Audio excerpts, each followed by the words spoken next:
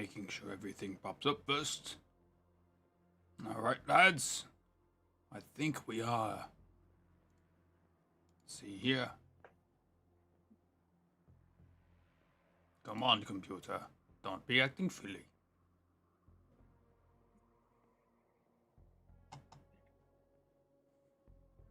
Are we live? I think so. Let's see. It's connecting to live software. It's saying yes, but also saying no. Oh, it is awake. Yes, we are live. Thank the Omnisci Emperor. Excellent, excellent. Well, welcome our fantabulous audience to another spectacular episode of Hellfighters, our little Warhammer 4000 rectangular role-playing game. And I have devised a new system to keep things more in line for when we start up the stream. So starting from this time onwards, when one of the players gets introduced, at the end of their introduction, I'd like them to roll for their objective and inform if they wish to trade their campaign card. That way we can all keep a more precise and consistent form of this. Now,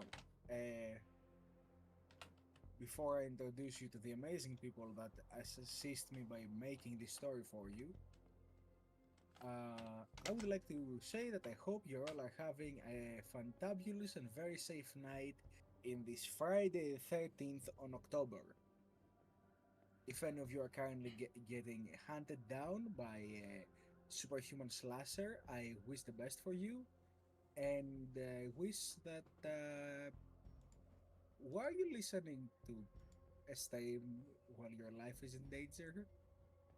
Rapidly approaching you at this very moment. He's only 20 meters away.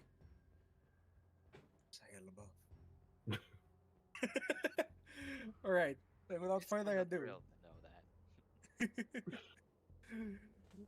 And without further ado, playing the ever gorgeous Maximo.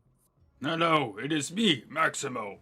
I'm also ran by Mek Plays. If you ever want to go to my little channel on YouTube as Mek Plays, I have had my first episode of the Odd Boys go up and running, and it was proper fun. You can also find my content on X as well for any updates about my VTuber shenanigans. And I know tomorrow on Saturday I'll be doing more of that MechWarrior Stomper run. And go watch him. He kills mechs. Yes. Explosions. Now I'm thinking about doing some type of spooky thing. Don't know when. Make a mech that's nothing but knives and start running towards other mechs. Well, inside MechWarrior 5, they actually had a DLC that allows you to have equipped melee weapons. So which means I can put choppers on my mechs. Ha ha ha ha! Now, can you make your arm spin while you walk? No, but I can make my torso spin while I walk.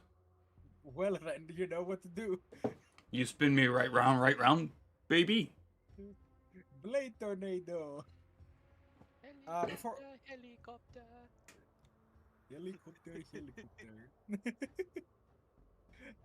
Alright, so Maximo, roll me for your objective. Oh yeah, objective. 1d6. It's so tiny in hand. Here.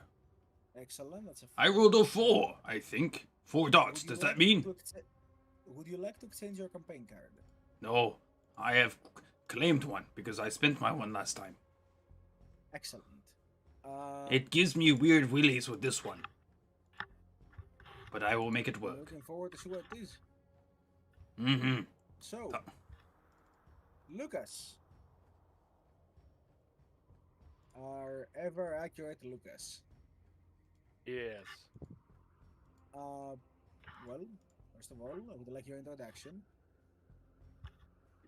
Hello, everyone. My name is Art of War, and I am playing the the ever punching bag, Lucas the sniper, who somehow always gets into melee combat. Don't ask. It's fun. Excellent. Can you roll me for your objective? Amazing. Let me give you a point of wrath since you seem to be missing one. And I also need to draw a campaign card. Spooky. Indeed. So feel free to do that.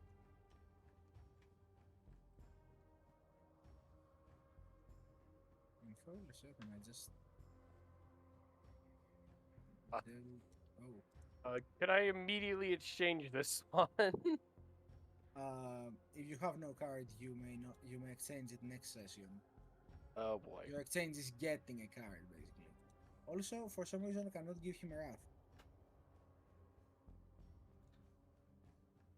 Hmm. Oh, I see why. There we go.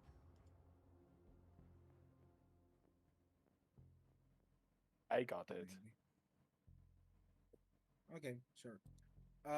Alright, so thank you for that. Now, the ever-blazing Muldoon. Well, thank you, Inquisitor.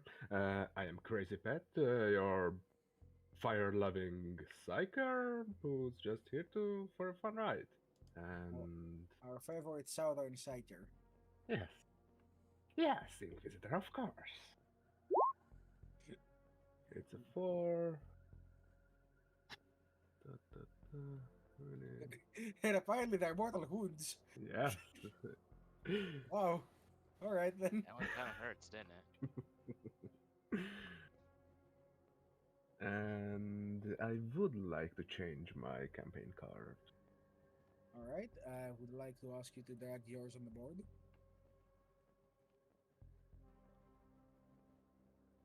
It's here we go. There we go.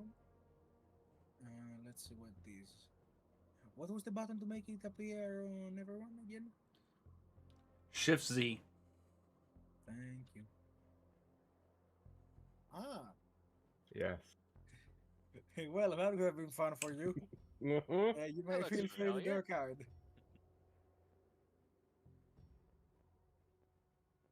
All right. I hope the new card serves you well. Alright, so.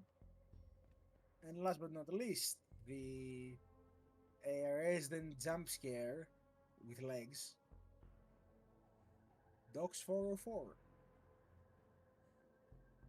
Hello everyone, I'm Docs404 and my name is Dr. Lulubib. And so far I haven't done any jump scares yet. Also, at least my legs still work and everything else other than the other animatronics. Fair enough. Can you roll me for your objective? Finally, something else other than a 4. For real, bro. Alright. Yeah, you know what, why not? I'll trade in my card to get a different one. Alright, drag your card on the screen, please. Boop. Oh, yes. I never understood the point of this one. Unless it refers to reducing another character's roll by 2 dice. Well, it's Elder, so who knows? Feel free to draw a new one. Right, click and drag and put it on my character sheet. There we go. Alright, I hope it serves you well. Alright, so, with that in mind, last time we left off, the party had concluded their fight with the one known as the Martyr. Further on from that, they had embarked upon their way to returning to the Spear of Xerxes after a very heated escape, one could say. On near the vessel that they had to embark upon to get to the spear, they encountered the hooded figures again, who commended them for a job well done and told them that their friend Aralyn would be relatively safe and that her wounds were not fatal indeed. After that, during their little driving sequence, between their escape and their arrival at the air vessel or void vessel, both, they received a transmission from a strange and robust voice, not one speaking them of lies or rebellion, but one congratulating them on their glory and promising great success should they keep doing what they're doing for the Emperor, as it said. The return of the spear was met with one admittedly not quite pleased Sire Wolf, but pleased enough to congratulate our heroes on a job well done and tell them that at least they're alive for the most part, and that's better than what most have done. After a week of rigorous training, prayer, and helping get the situation under control atop the vessel, the agents were called to meet in person for the first time with Inquisitor Uriah Maddox. He had an air of authority, conquest, and dread. For any sort of mistake the heroes would make at that moment could cost them more than they could comprehend. But he seemed surprisingly pleased for an Inquisitor, as he commended them for a job well done, awarded them a special mission, and introduced them to their new interrogator, none other than their friend Aralyn, who had so far been merely aiding them as a fellow acolyte. Their new task: hunt down and eliminate Interrogator Harrow.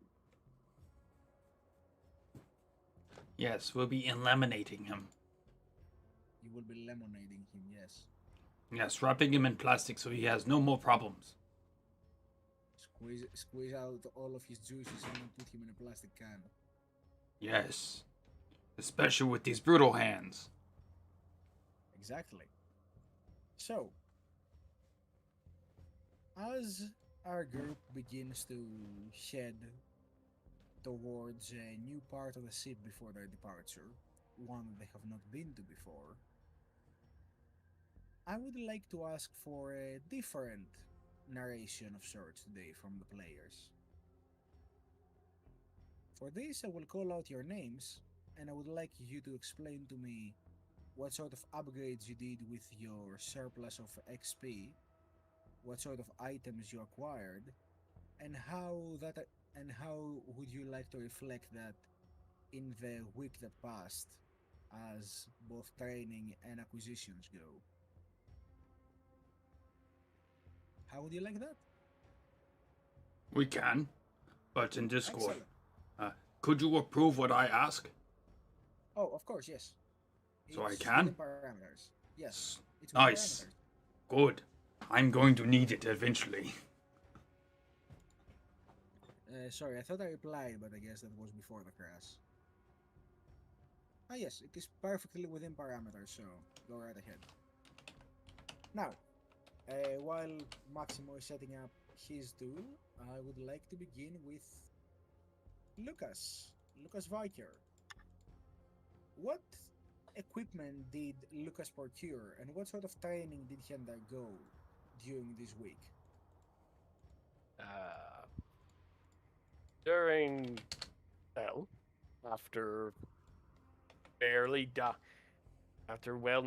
dying from the martyr and losing my leg, I've been for at least a few days. I was in the medical cen- center of the ship, having a new medic, and also making sure I was perfectly capable of going back to training while we were waiting for our next mission to be handed out. During that time, I went about weapons training and also a rigorous course of Krieger training to better be resilient, and that my ballistic handling could be much more improved. During that time, I learned that I would most assuredly need some more gear, some better gear and acquisitions. But I learned a thing or two. I needed to improve my own skills, most assuredly. So, as I said, as I started with the Krieger training, after being much better rested, I then went very, very hard into it.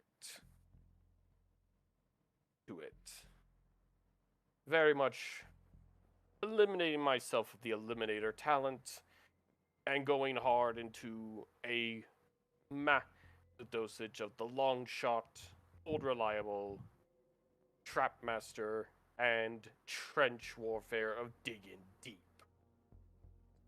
I will not fall prey again to Harrow or any of these traitors again. You could say Lucas gone to new lows. Indeed, I am a Krieger. We already know how low you can make a trench. You can't get any lower.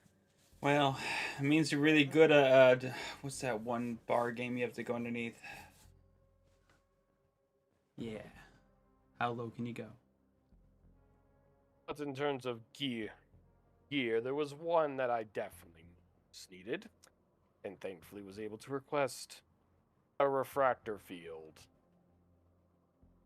Because I'm not taking another AP loss again. I don't care. I like having some level of defense. Ow. Just ow. Excellent. Well, Maximo, would you like to describe us what you did with your week? Well, Maximo had himself down to the training halls to relieve some stress because the betrayal, the hurting of friends, and I had to actually beat something up. So Maximo trained hard, beating things up so much he was quite emotional. At least to those who actually possibly seen it. Maximo was training so hard to the point he was unfortunately breaking equipment and getting in trouble somewhat. But the trail of Harrow and friends of hurt. This is hatred most, so I became more brutal. Things are going to even worse. And then also they gave me a bolt pistol because if I'm going to get in close combat, at least I could still shoot something. Somehow.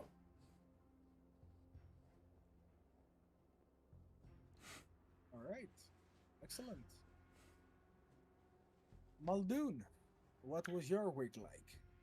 Well, mostly was my week was I getting more attuned with the warp to control it better, as I requested a psychic focus from the armory to help me with this in the future, of course, and well, of course, fire is my shtick, so as we see, there's a lot of enemies of the Emperor, so picked up and get attuned to some more devastating kind of fire. Excellent.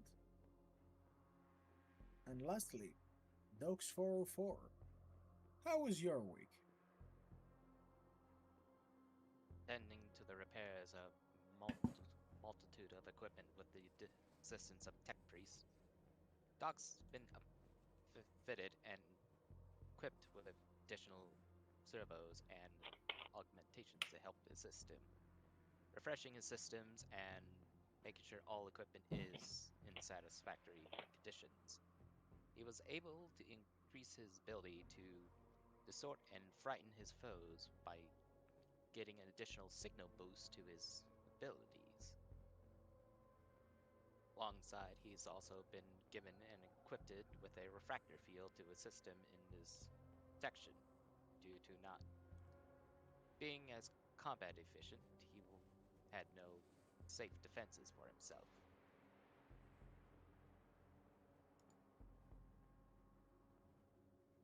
Thank you, Lord.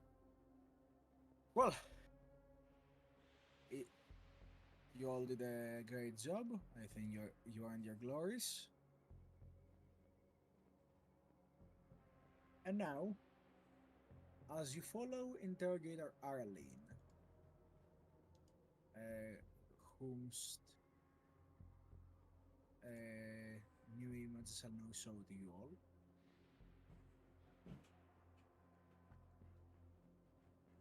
Mm-hmm. You have headed into what I can only describe as a very dark and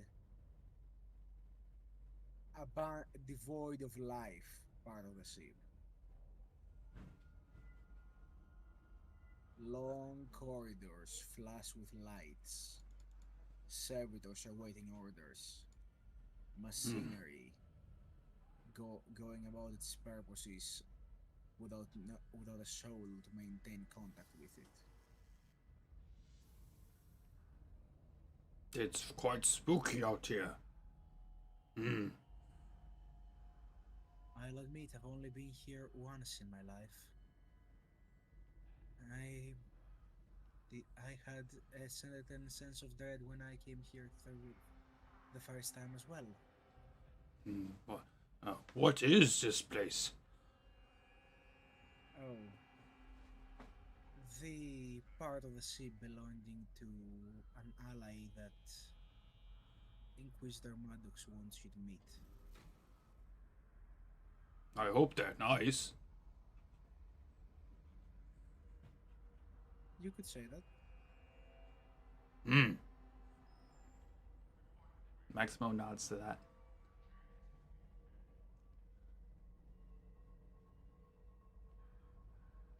As you approach, you hear the ambient sounds of machinery and endless engines, rotors, and motors buzzing about within the walls, as though it feels as if you're in a cocoon of metal, surrounded by bees outside trying to poke through. Hmm. Bad noise. It makes my ears feel weird. It is almost like a sign of peace for me, at least. You like listening to bees? Hmm. They sting. Well, not to bees, but hearing this machine spirits still working here in optimal fashion. Oh. What do you hear, Sparkhead? Well, just the same as you. Oh. Machine working. Actually, Muldoon, Oh boy. there is, as you say that, you feel there is a very subtle difference in the air about you. Can you roll me an awareness? Of course. Oh no. I proc the secret encounter. Oops. That's a free. That is good enough. You feel, usually in a void ship like this, you feel thousands of souls around you. In this part of the ship, you feel that too, except it's not the vibrant, colorful flow of souls and emotions going about their Immaterium lives as we do with our Materium cells, but rather husks of souls. Black and white, no color, no emotion, and perfect harmony. It is sickening.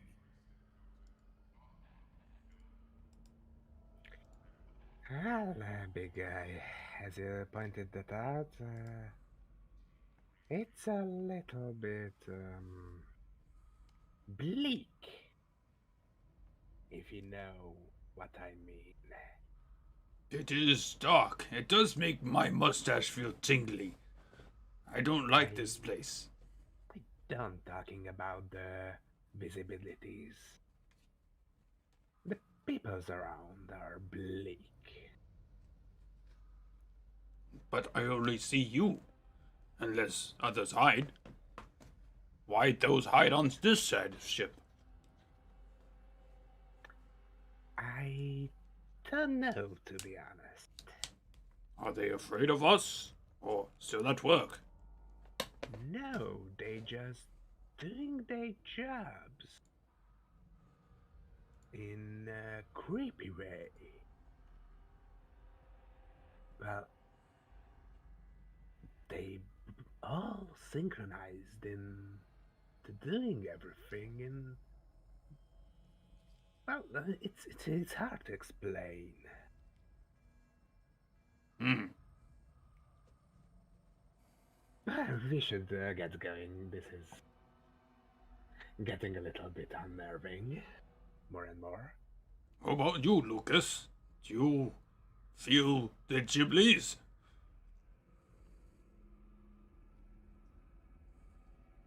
Lucas, are you with us? Oh no. He's gone T-pose. Yes, I'm here. Oh, Alright. okay. In the silence. I thought the well, bleak got you. in the buzzing silence of the machinery, you feel the ringing in your ears from hundreds of battles get sneakily ever more louder. In other words, Lucas has tinnitus. Well, he did blow up that grenade really close to himself.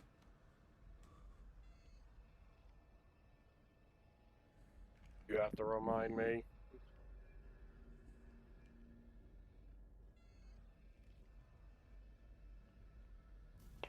But it doesn't feel too unnerving to you, it's just silence.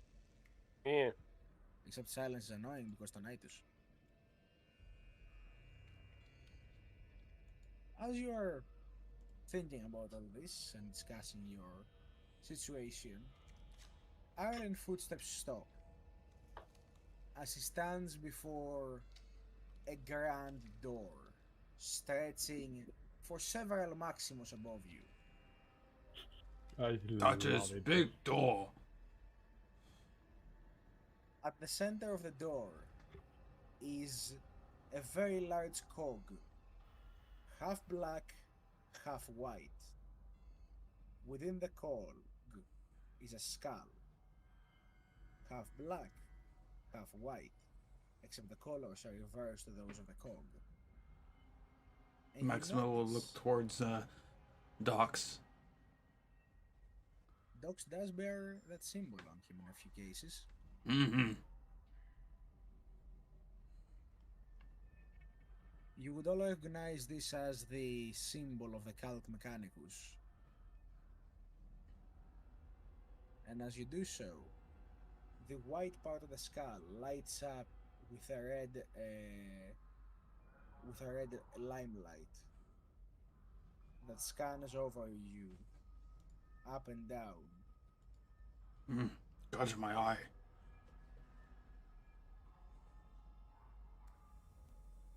And you hear a voice from the vox casters around you. Interrogator Arlene. Come in. We've been expecting you and your retinue. That's creepy. She is creepy. But you said he was friendly. That does not stop him from being creepy. Oh no, he's a creepy friendly. I heard of those. Those are on Reddit. What is Reddit, big guy? Do not go on the newsphere. Bad place for young minds like you. Dogs, did you show him that? Not him. Someone else. Long time ago. Oh, You have a dogs? Other tech priests Maximo dealt with in his past. I cannot confirm or deny anything. Excellent. As the door opens, you see endless workshops and belts, all sorts of machinery moving around, being built, plans and construction happening all over. Servitors moving large machinery, performing repairs, moving tools and using them.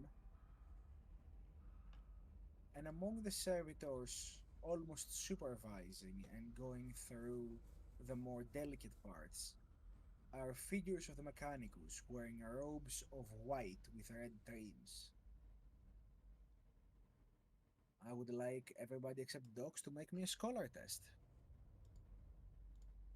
Oh no. Maximo uses brain.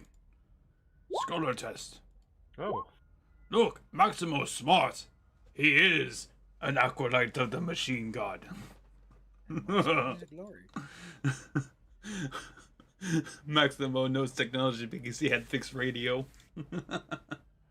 Maximo and dogs.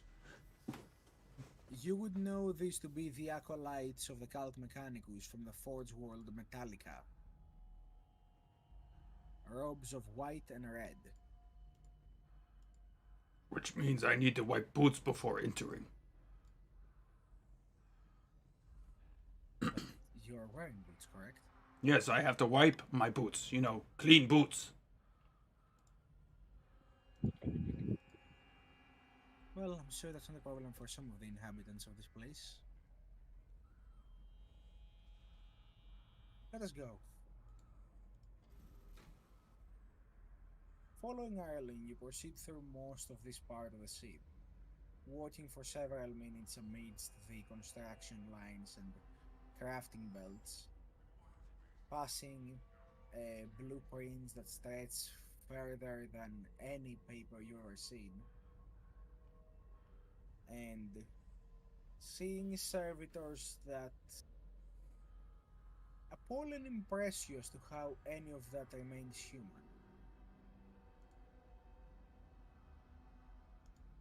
Reaching in the end a very large podium, almost as if built for a giant, surrounded by cogitators.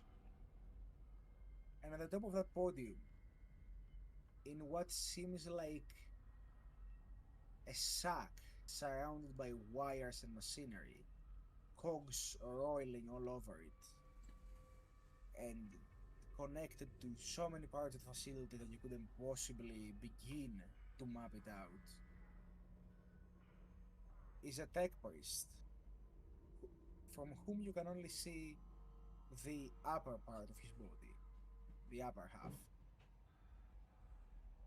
and appears to be in some sort of trance with his fingers embedded into the machine and his head tilted upwards as if communing with God.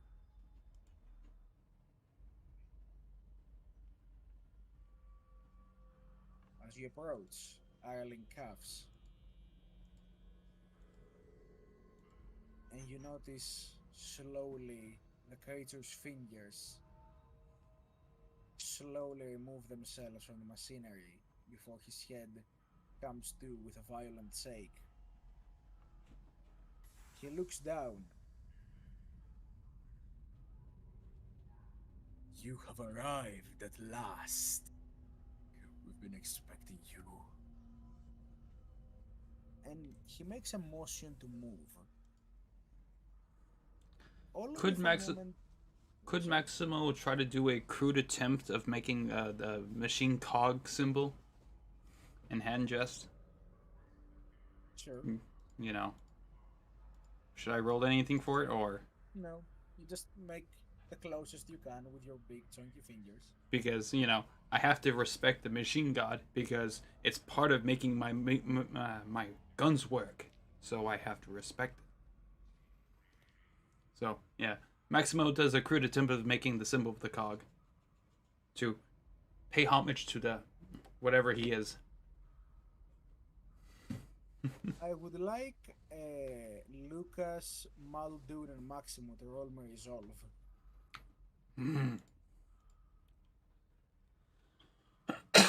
Maximo's resolve's not too good, but he still rolled a 1. Alright.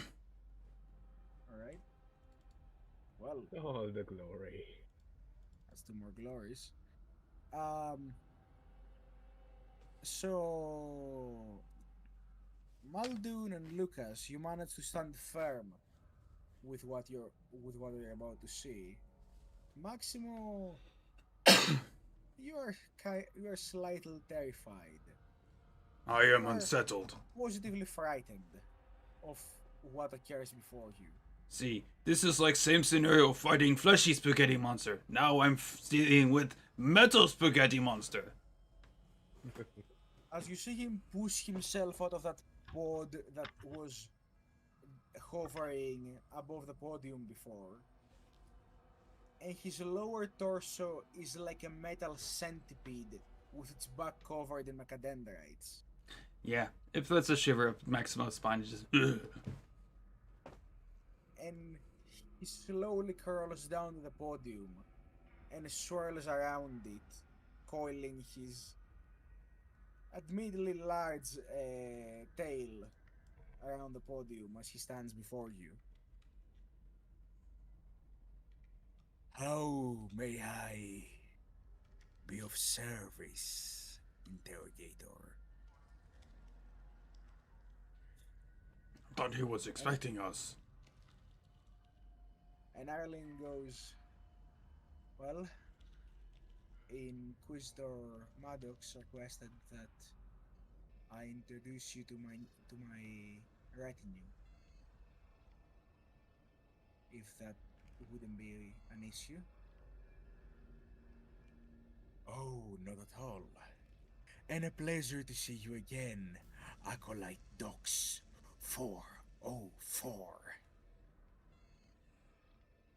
Dox quickly goes into a kneeling position, holding his symbol of the Mechanicus and Inquisition to him to prayer. I am Dominus Harrow Lambda 5771.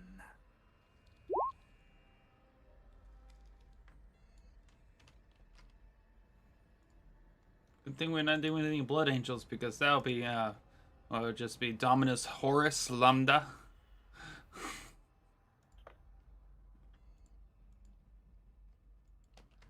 It is good to see you again, Senior Tech Priest.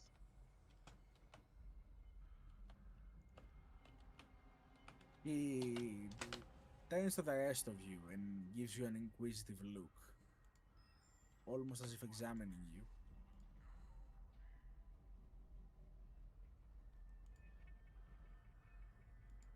When he passes over you, Maximo, and notices the slight tint of fear in your eye, You can see the shiver. But Maximo's still trying to hold the little symbol though. Yes. Mm-hmm.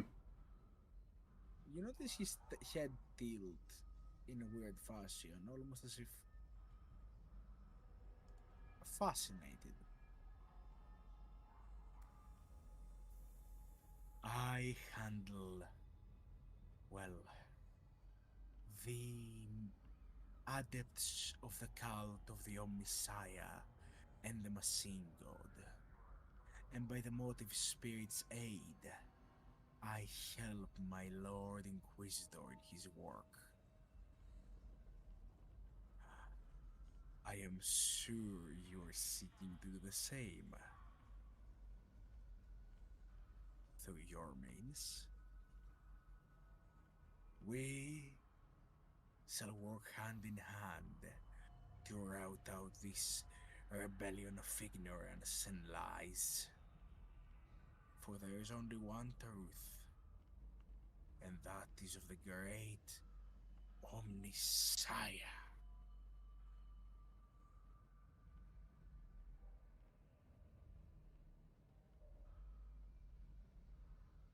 You shall see the need of my services, and you shall see the wonders my acolytes can forge.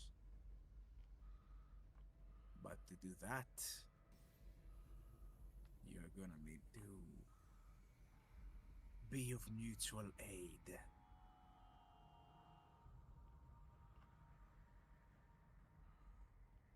Is there anything could enlighten your minds upon?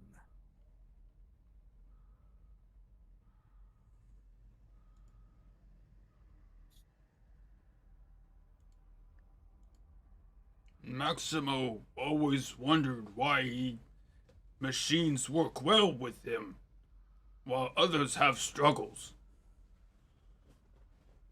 Do I have favor of Omnisaya?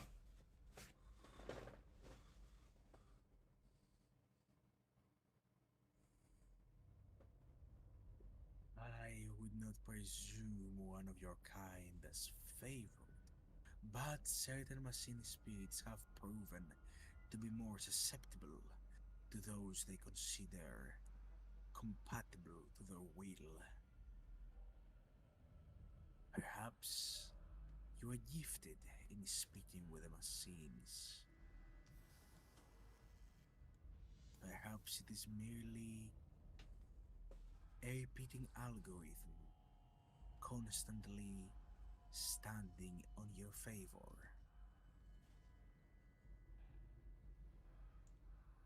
If given time, could you teach me to understand? I perhaps cannot, Hmm. but I can lend you the service of those with the time and patience to do so. Maximo nod slowly.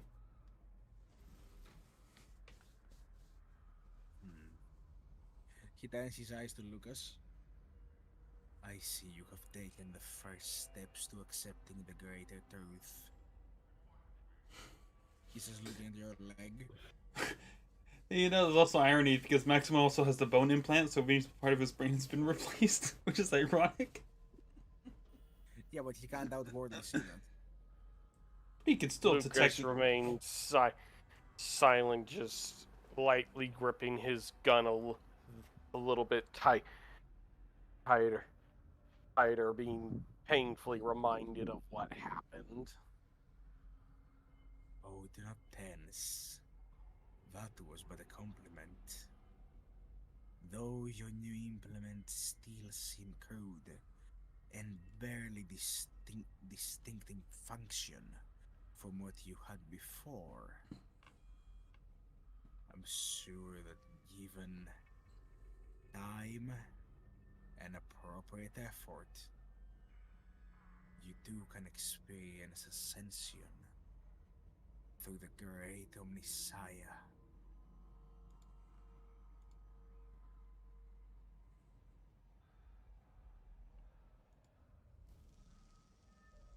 He almost averts looking at Maldun as if he doesn't want to acknowledge that Maldun is there, just keeping his head over the hill to dogs.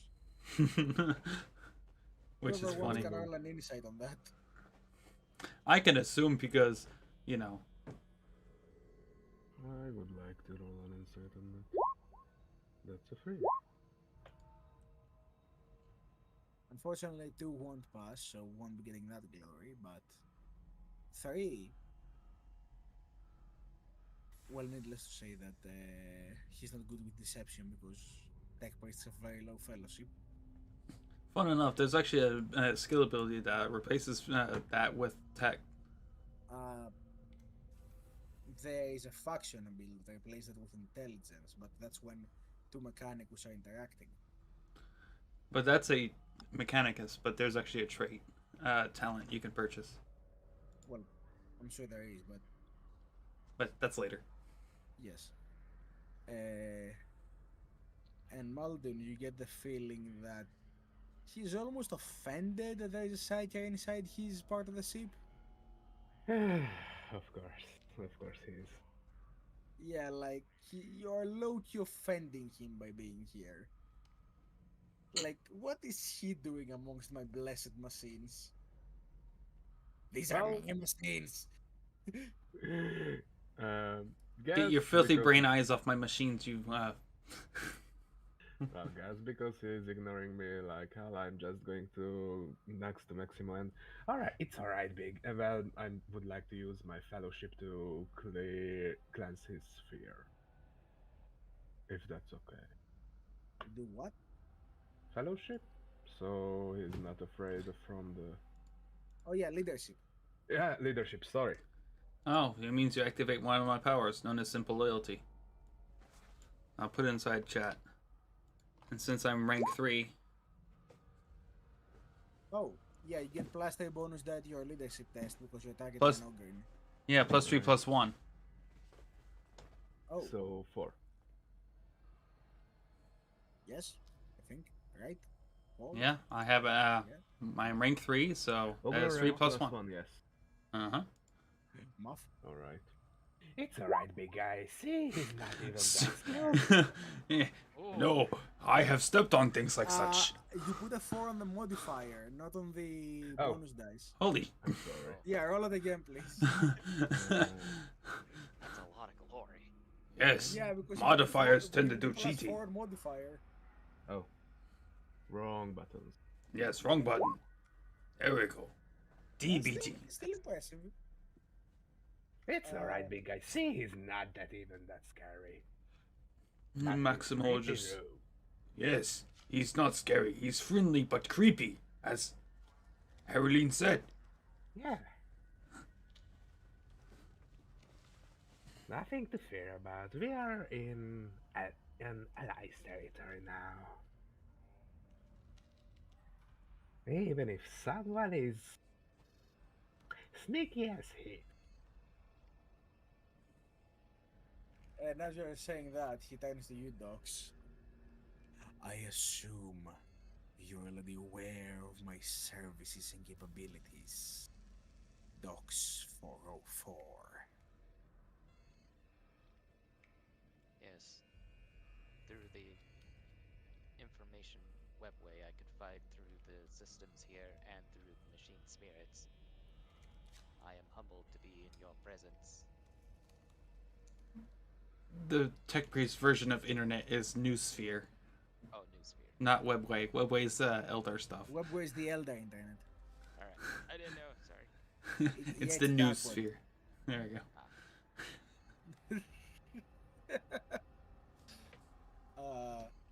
And as you say that, he says, "Well, it has been a pleasure, Interrogator Agalene. I am sure we will work great together upon your departure to Amin's Bastion. I'll make sure to keep an eye on you."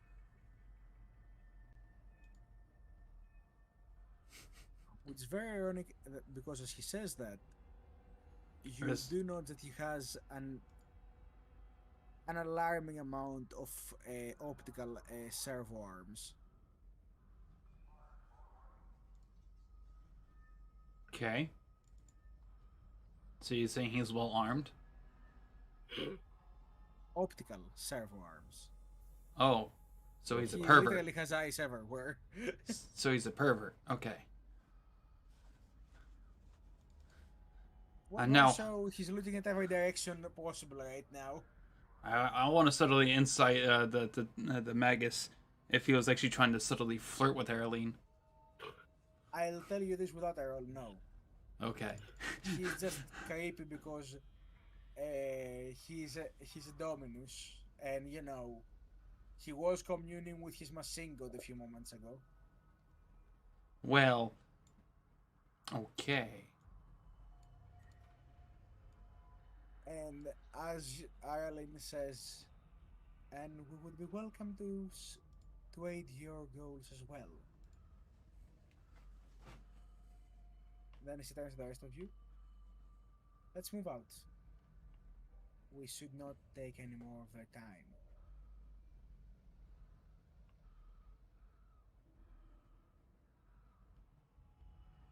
And as you Happily.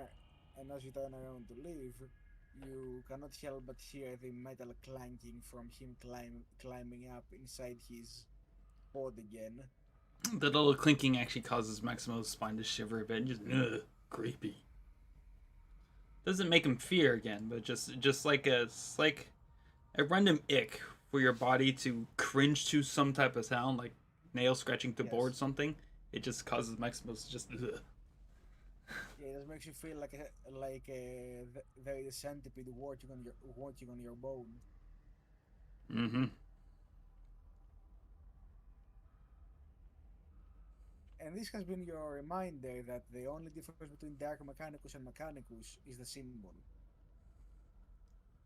And the smell. I mean, this whole place probably smells like machinery and rotting flesh from all the servitors. Not as different as others. Oh, maybe what they say. And as you leave this part of the ship and enter into the more illuminated parts, let me get some proper music.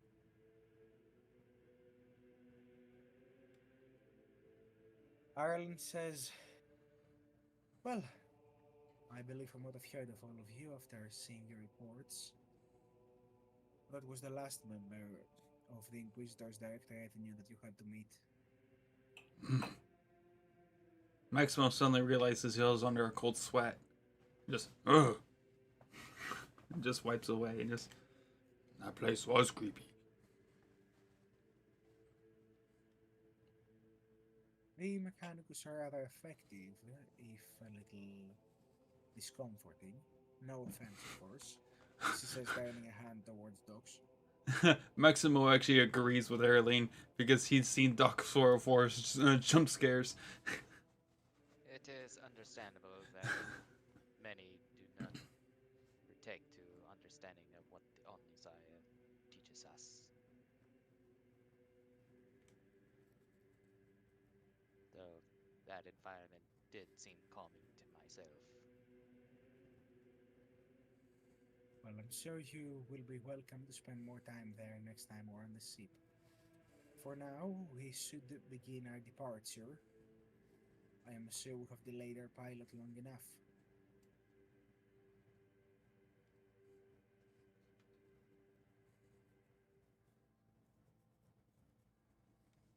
Hmm.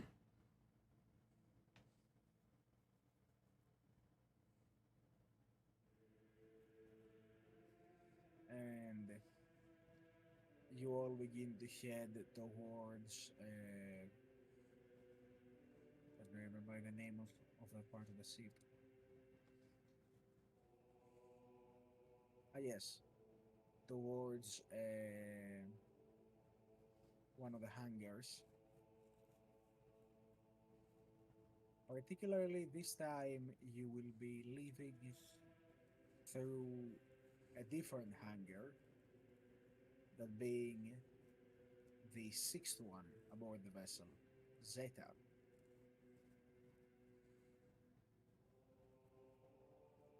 Waiting for you there is, I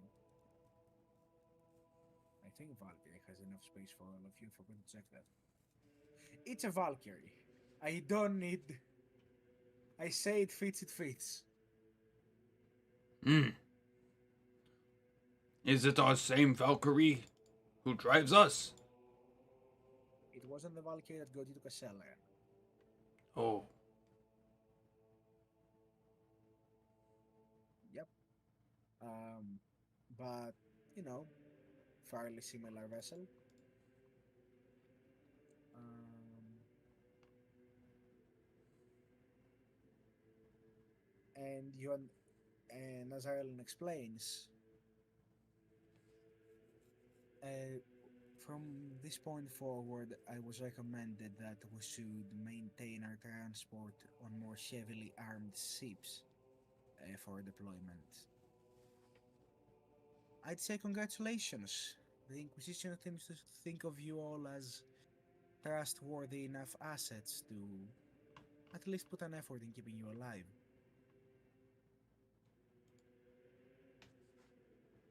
The Emperor protects. Indeed, they thought of me as important enough to name me acting interrogator.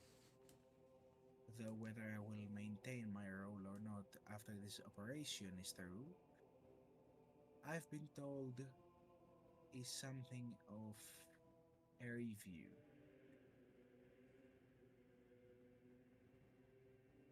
Well, you are quite strong with that shotgun of yours. You kill many. Powerful. Sometimes scare me. And as much as I would be pleasantly indisposed to aid you in your endeavors again on the field, my current role is, well, strictly administrative. They want me to try and maintain distance from the field as much as I can, protecting assets and whatnot.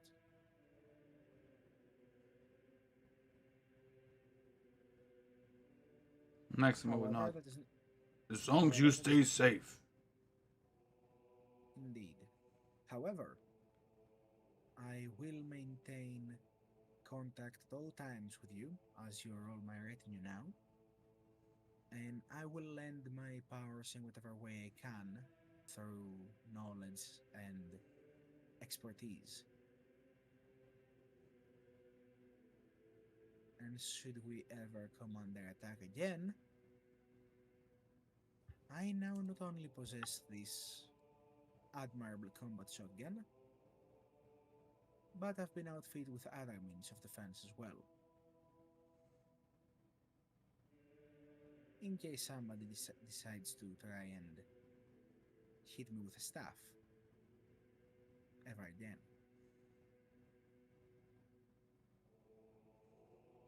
And as says that you can't help but notice that she heads into the ship, there's 2 magazines for a bolt pistol on the back of your belt. Maximo does not look at her back of her belt. It's rude. Well, whoever would, I guess. Because that implies That's me where staring that's at her butt. And Maximo's too respectable to actually disrespect women like that. Mom taught him better. Yeah, you can tell she has plans for when Harrow's time comes.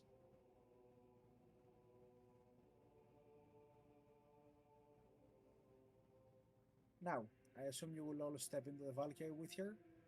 Of course.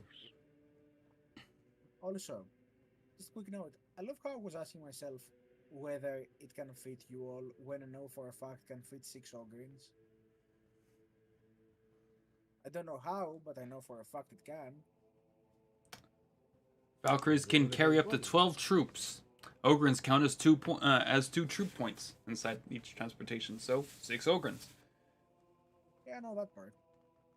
And It's it funny is. because the Corvus Blackstar can carry 5 Terminator Marines and still fly. Yeah. You know, we're all familiar with Dark Tide streams and games. They've flown Valkyries 4 Ogrins in them. As you enter the vessel and take off into the void, it is there's the depressurization period, lift off, and then a very quick traversal from the ship to the planet of Amin's Bastion. This takes admittedly very little time due to the speed of these vessels and traversal of the void. And soon you find yourselves breaking atmosphere into the planet of Amin's Bastion. Your pilot comes in. We are currently entering the atmosphere of the planet. Everyone be advised, we're to be reaching our destination shortly.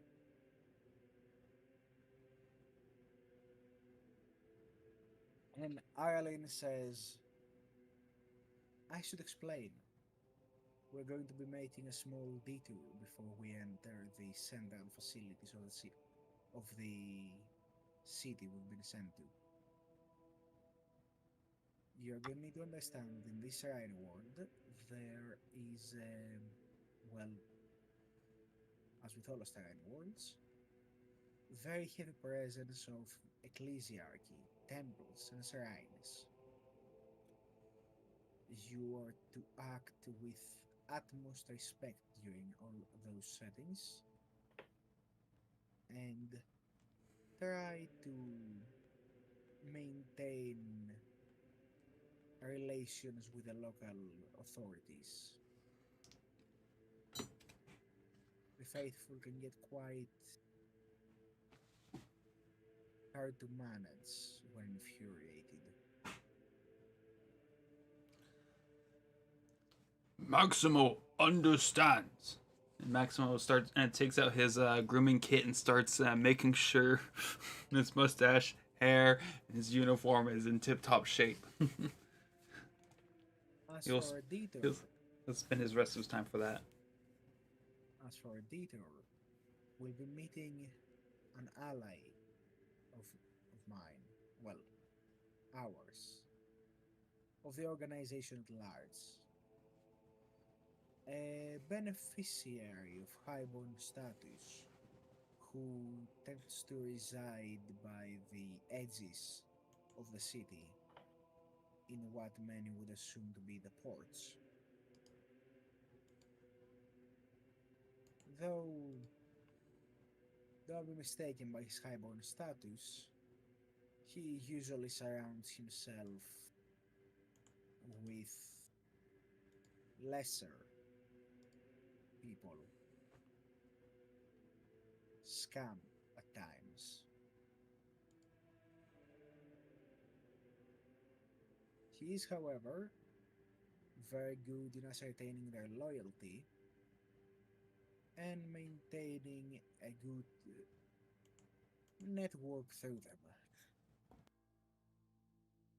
The downtrodden are all over cities like this one, and having their favor is certainly a great benefit to him, as well as he's a benefit to them.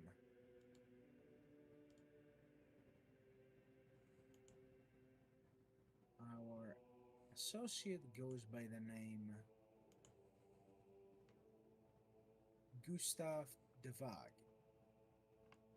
Gustav Devage.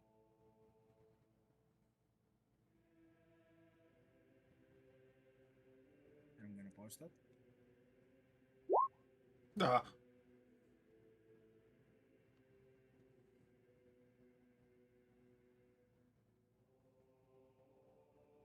Though the locals have a more, let's say, affectionate name for him.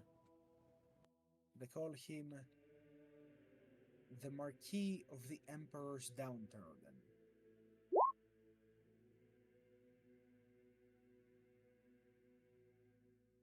He's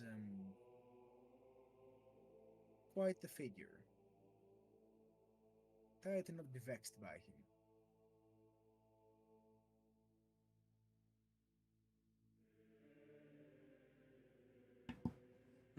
You said something?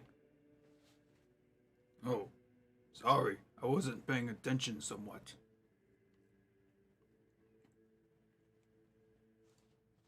Well, Something it's all about- right. Let me, if I. Something gusty, these vague, and marquis of emperors downtrodden. Yes? And, Yes. oh, good. Which means I was paying, but also not attention.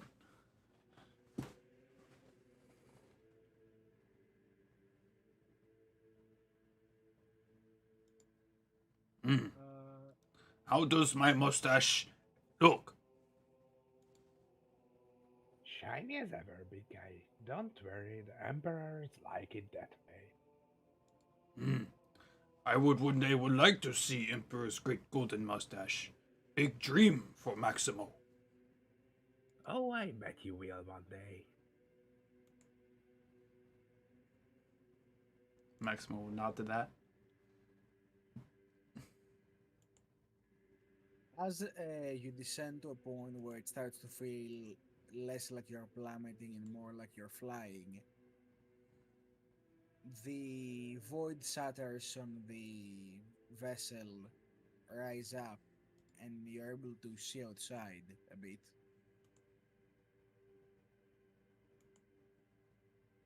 And as you're passing by this endless blue, seeing a great city that almost looks alike as if it was made of gold stretch over the horizon, you can't help but notice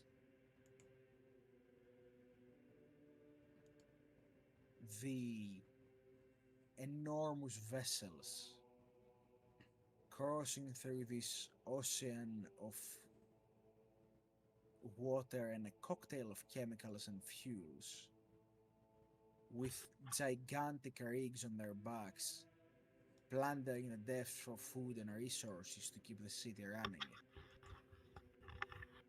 Aside from those, fewer yet are vessels that brave the colossal waves in order to transfer pilgrims from one city to another.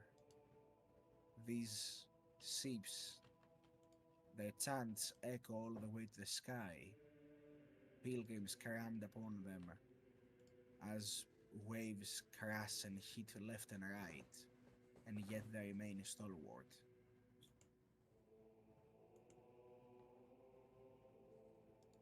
Place too shiny, hurts eyes.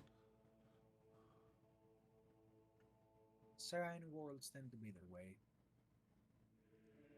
And lastly, as you approach the the sort of outer layer of the city that is like a harbor, this ring around the city, I should say rather, hundreds upon hundreds of vessels waiting there to embark or disembark. You notice these colossal statues of the Emperor, his halo adorned in brilliant colossal lumens, shedding light towards the sea, like a brilliant lighthouse made in his image. Does it have mustache? No, False depiction then. indeed.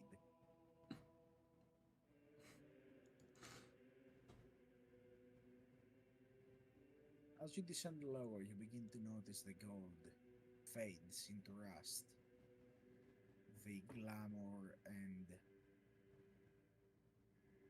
extreme reverence of the temples and shrines that spread with spires across the city deteriorate into slums and metal for those that live under the faith. You descend on a pad in, upon harbor, and as the depressurization sequence begins, you feel as though you're about to embark in an even greater and more precarious tale than even the one that came before. Hmm.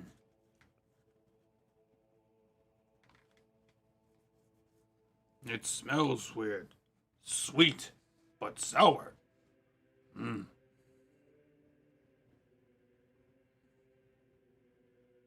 And first of all, is everybody here? Mm-hmm. Maximo is always here. We're gonna do a quick couple of minutes break as the pressurization happens, so I can get some water. Makes my ears go popping noise. And Weird. we will be right back. Alright, you all be good. I will go get water and use the little ogre's room. I'll be right I back. came back to say that the little Ogren's room is in fact very big.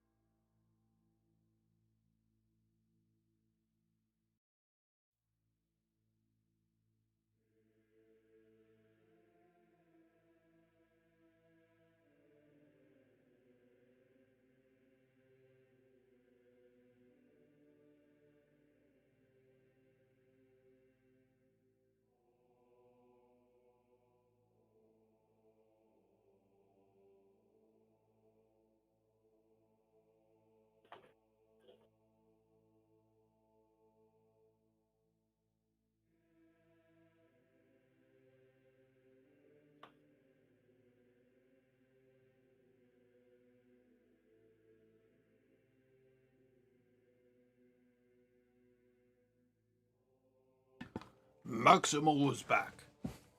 Welcome back, big guy. But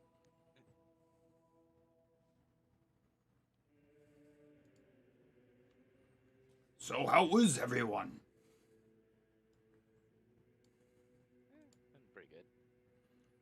Do you like the new overlay? I worked hard on it. Yeah, it's really cool. Good. I bet everyone can tell who's stalking through the overlay now. Soon I'll be good as you, Docs. Maybe eventually the ropes. Yeah. Possibly. Ironically, become the first Ogren Adeptus Mechanicus deck priest. Somehow. That would be lovely. That'll be the day. Possibilities of that is Very small. low.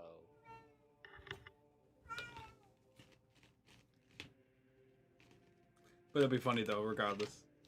Yeah. Inside RPGs, anything's possible. Like Ogren Psychers, from the book known as Gazgul Thraka.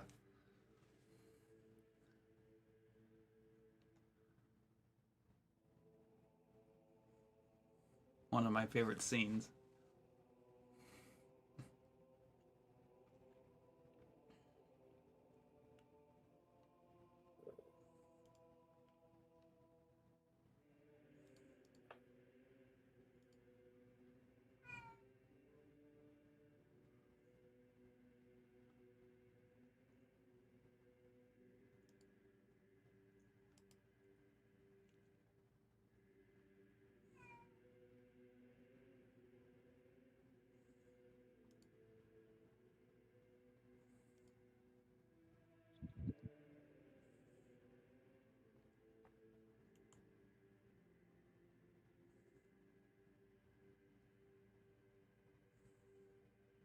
I have returned. Good morning. Welcome back. You live. Good. Is Art here? Smells like it. Sounds like it, I think. You said something, just his mic cut off a little bit, so yeah. Oh, I'm sorry, I'm currently eating Twinkies. Yeah, nice. Oh, I well, heard those are like great to for leave your surviving sexual- in... I'll let you finish.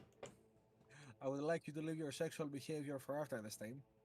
I was saying Twinkies The are known for food. surviving. You incompetent swine. Oh, No, not Twinkies. That's a different one. I heard they're known as surviving nuclear fallout. Which is ironic. Ho ho ho. Yes.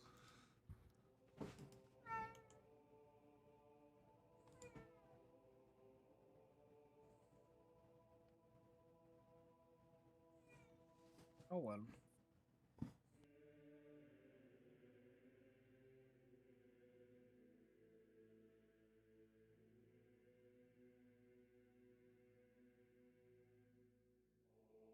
Well, since we're all here, I think I'm good to continue. Mm-hmm. Yes. Excellent. So,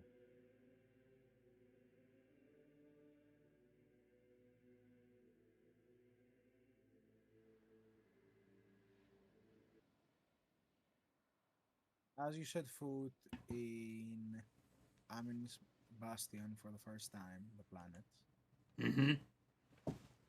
um, you. That's the some wanted. What the sea will do for now.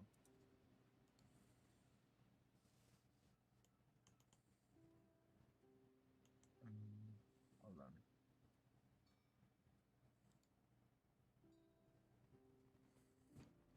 You could technically have both playing. Yeah, that's what I'm doing. Alright, so. You find there's like, rainfall towards this part of the enormous golden ship that you've landed in, whose name you're not aware of yet. And hold on until I get your location.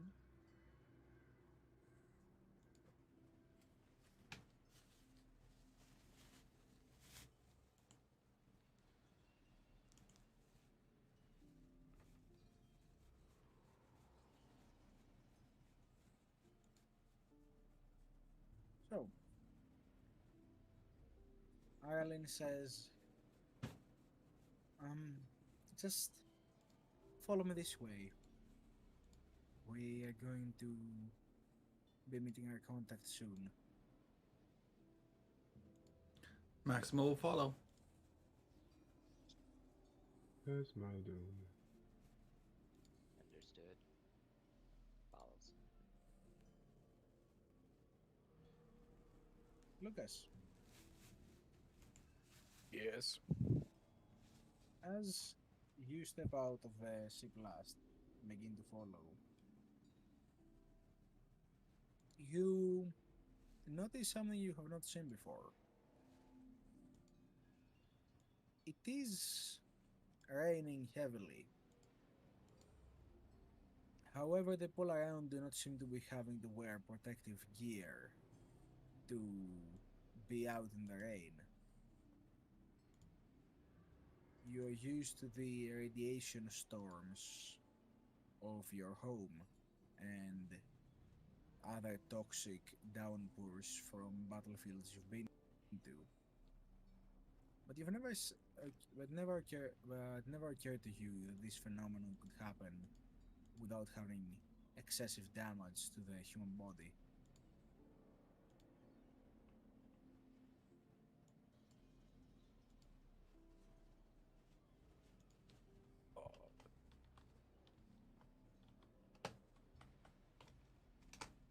Very odd.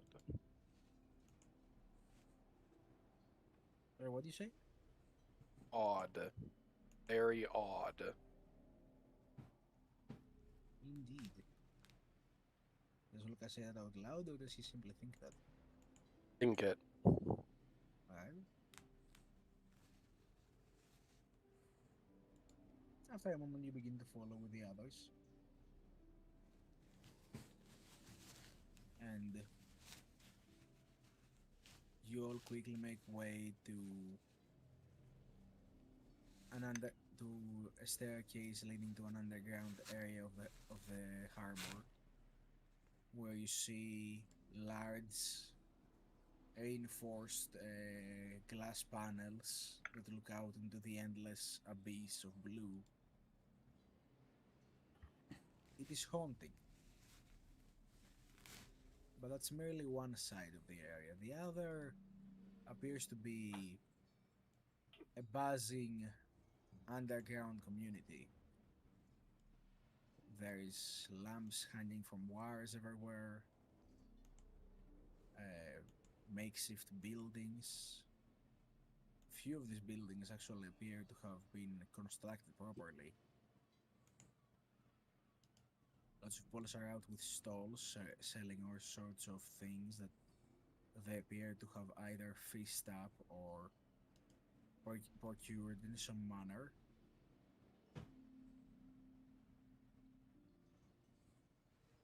And as you're wandering through, Ireland says, our destination is a den that used to be a old training ground for local men who man the ships, guards of sorts. I am told that our ally tends to inhabit that place quite often.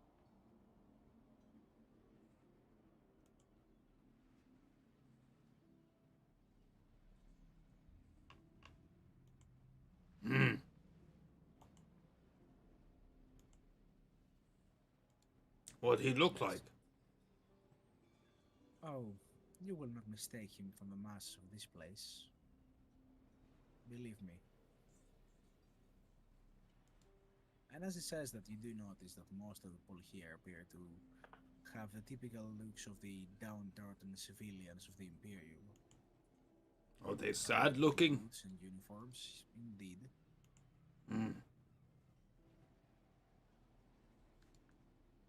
Some of them are wearing what I can describe as crude raincoats, very much stitched in several places, probably passed down through generations.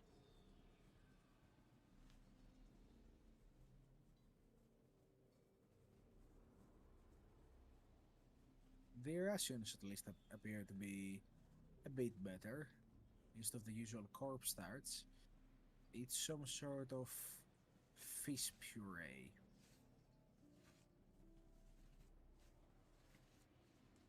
That was the smell. It still looks oily and disgusting, but slightly better smelling. It reminds me of my mustache wax. Yes, it would. Ryan's Maximo was once curious what mustache wax tastes like. It was a bad idea that I day. remember that. Emergency rations. Do not eat mustache wax. It's not good for you. It's bad taste. I mean, Lucas lost his emergency rations. Maximo ate all his. So, You ate your leg? no. Emergency rations. Yeah. Oh, that's what you meant? Never mind. Oh, I was talking about ration packs. Well, as you're walking through this underground community, I would like. Let's see here. Let me roll something. Oh no.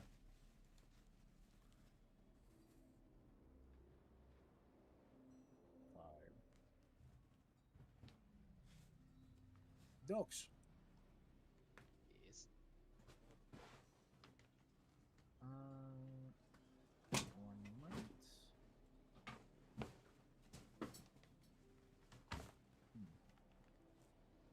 You feel a tug at your side, as if somebody just bumped into you.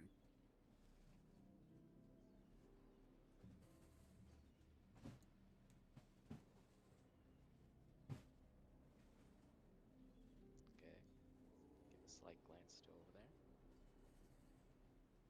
As you look to your side, you notice that the container of your sacred machine oil is missing.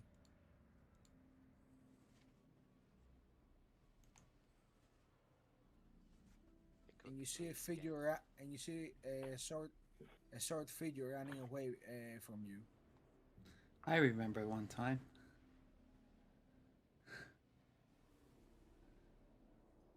It reminds me of a scene from another campaign I ran. It appears somebody has stolen your machine oil and is running away. There's a thief. He's stolen the sacred oil.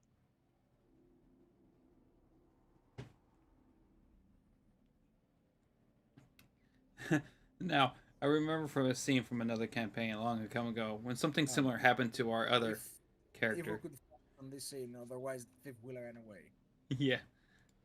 Well, someone. Uh, Lucas? passive awareness of 2, and as Docs points it out,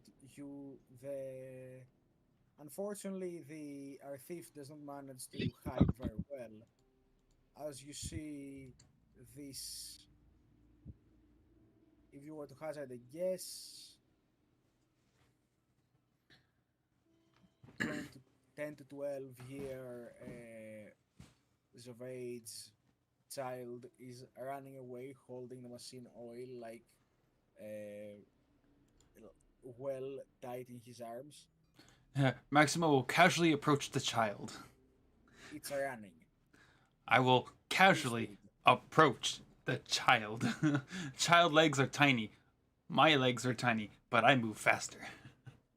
Yes, but it's moving between the people. You have a crowd. People get out of my way. I'm too big. Rollman athletics. Oh boy, Watch this is that. gonna be fun. Athletics. Poof. A 6. Yeah, essentially you do a more casual version of the ogre in her ass. You, Smalling, run! Stop! As you're like waving people out of your way, moving towards the kid. Important business.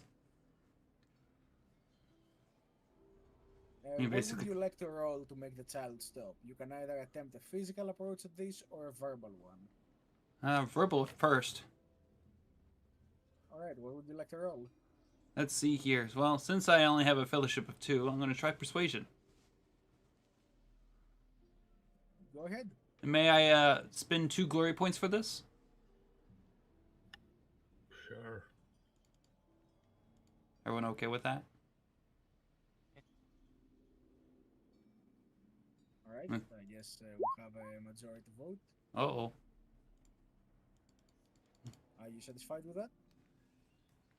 I am not. I'm going to be using a wrath point for that. Alright, go right ahead. Throw that on the board. And try again. Because I want Kid stop. Kid runs faster. No, stop. I'll tell you what happens. You manage to make the child stop as what do you say to it? Smalling, stop. You have taken something from friend.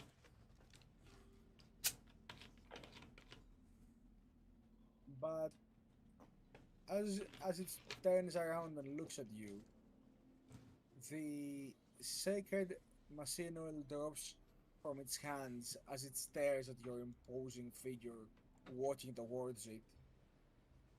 And I would like Docs to roll me a 1d6. Okay. 4. Okay, the sacred machine oil appears to be fine as it drops to the ground and rolls to your feet, Maximo. The child is standing before you, paralyzed. Maximo will lean down and look towards the child with a disapproving look, like a father looking down at the kid. You have done bad. Say apologies to friend, and Maximo will forgive you. You may roll me persuasion or leadership. Oh no. Does a 4 work? A 4 does work, even with your penalty. The My fatherly look in Ogren form helps with it. yeah, I'm the you- dad he never had. As you take to a knee and point at him, saying that, he nods and says, "Yes, yes, sir." And he picks up the machine oil and heads over to Docs, and he immediately very frightened, slowly hands you the canister. Docs. Ox quickly grabs the canister and inspects it real quickly. But what reason why you would steal from me, and why steal from the sacred oil? It looked expensive.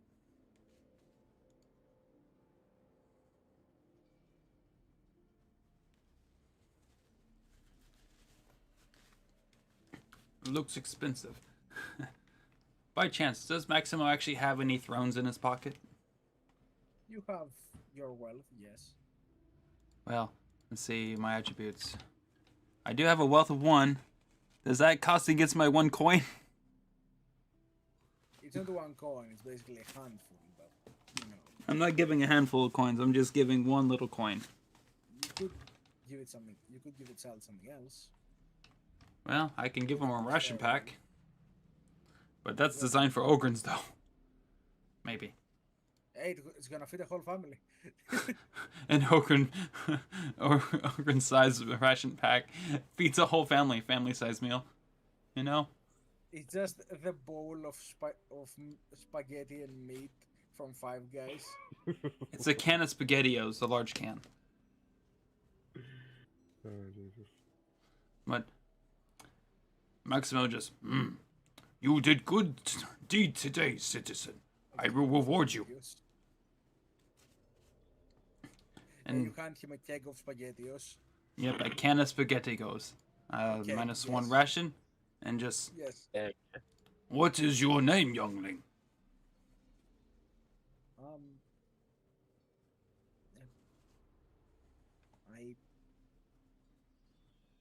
I don't know.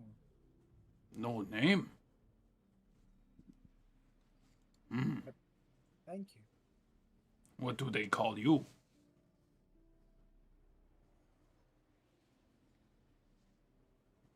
What do they call you? They call me Maximo.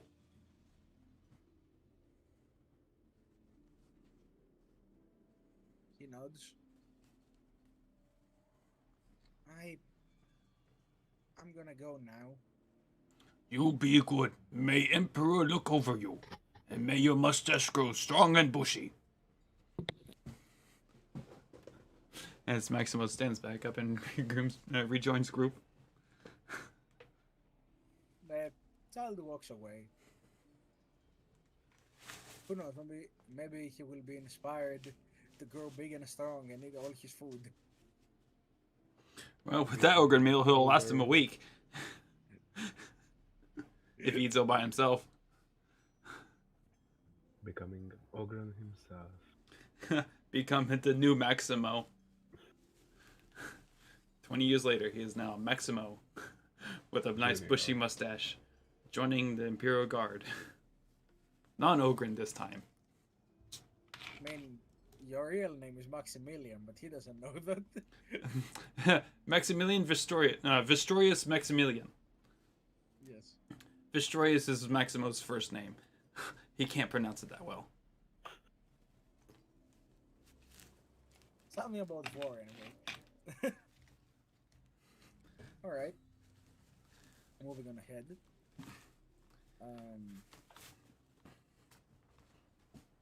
As you rejoin the group, Erlin says, well, that was handled quite admirably.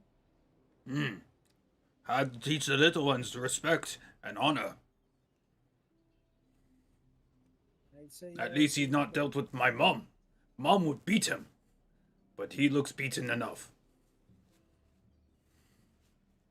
well, I'd say you might be a breath of fresh air to him compared to local enforcement. The ecclesiarchy doesn't take kindly to crime of any kind. Though they do try to keep order and maintain their own, including even these people.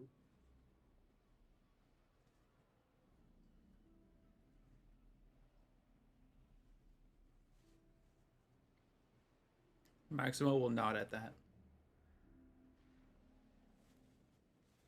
You all would know that there is actually quite a presence of members of the ecclesiarchy manning some of the more, let's say, basic needs of this area. Is there like a local priest tossing out money or giving out food? They're basically, they have like stalls where they hand out these fish puree ration packs while chanting about the emperor, of course, in all his glory.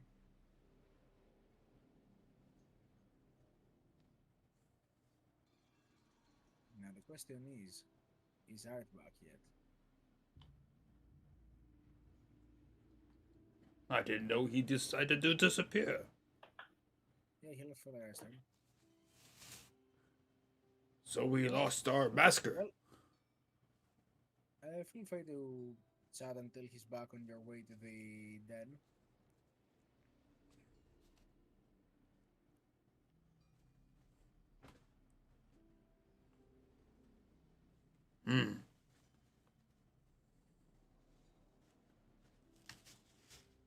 This place is too pretty, but also not too pretty as well. Makes Maximo confused.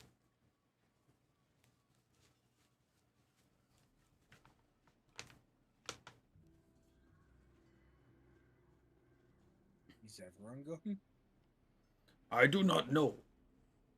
Did they die? Did Maximo's lose friends again to crowd? Oh, the woes of being a tall ogre. Ah, there's Lucas.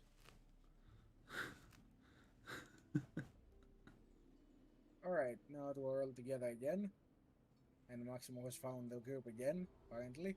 There you are. Oh, you found little stall. That's nice.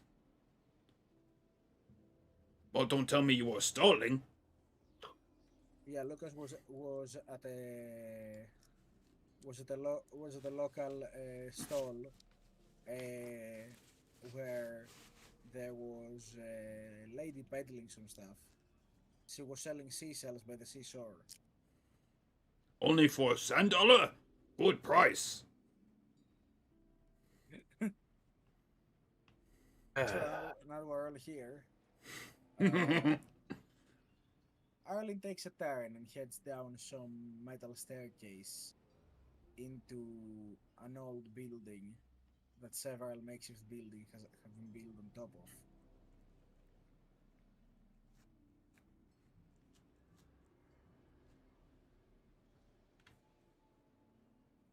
And as you enter inside,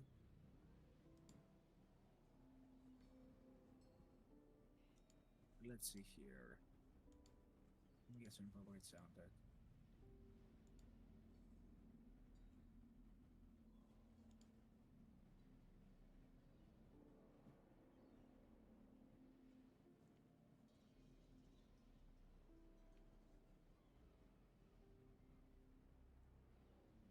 Mhm.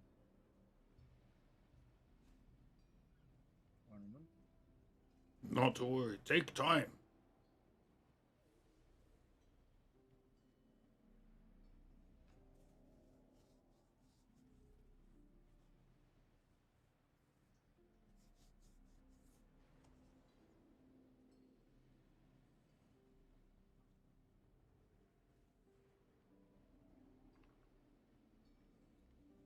Hmm.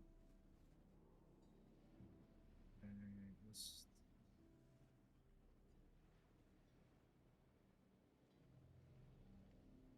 hmm.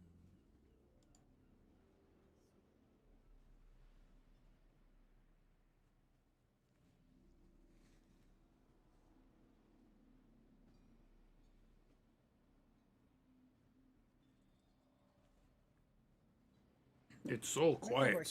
Make conversation while I'm doing this, please. Oh, yes. Well, you do think. That previous scene dealing with thieving child reminded me of another scene long ago in another game, where some child stole from Psyker. Psyker tried to communicate with psychic ability to child. Unfortunately, it caused shock damage and killed child on spot. Sad day. Psyker was traumatized. Well, yes. His little That's mind the couldn't handle usual it. problem with psychic powers. Yes. Some people are not very used to them. That seems like an overreaction in order to get a kid to stop. When you could, I don't know, just hold him in place. Well, Psycho was known as telepath, and unfortunately, what was stolen was Psychana Blade. You know, sacred thing. So they tried communicating, but perils, and resulted, well, child brain go boop. Well, that's unlucky. That was. Psycho got traumatized. Oh, come on. Everybody pops some head time to time. You're just unlucky that was a kid. Well, I guess. But kids are good futures, though, if you train them good. To waste of brain popping is bad. That's what schools are for, yes?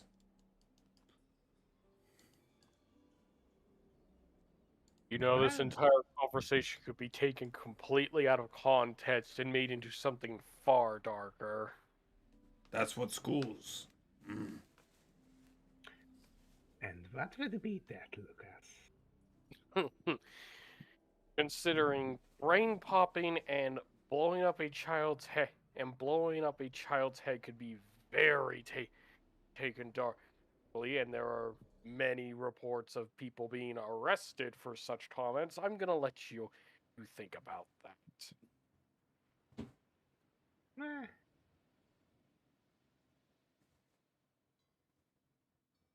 Don't let him think, man. He's gonna blow another one. The signs of inspiration are a very explosive understanding.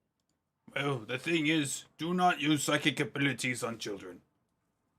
Their minds cannot handle it. oh, don't worry. Not just children can't handle it. You see, in our current society, what makes a child and what makes an adult is very vague at this point. They grow up so fast. And with that, as you descend into the den, you see a bunch of people hanging out on tables.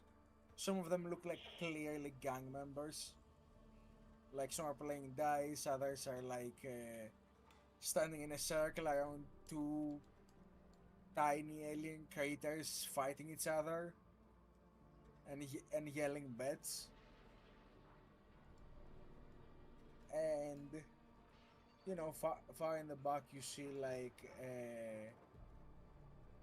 a cabinet where a servitor is pouring drinks of several taps for people. And off way in the back, there is an augmented individual playing what appears to be some sort of key instrument using certain extensions to their fingers and limbs to allow them to use more keys than normal. And as you all enter, with your appearances being what they are, everybody turns and looks at you, and suddenly the augmented individual playing the instrument stops.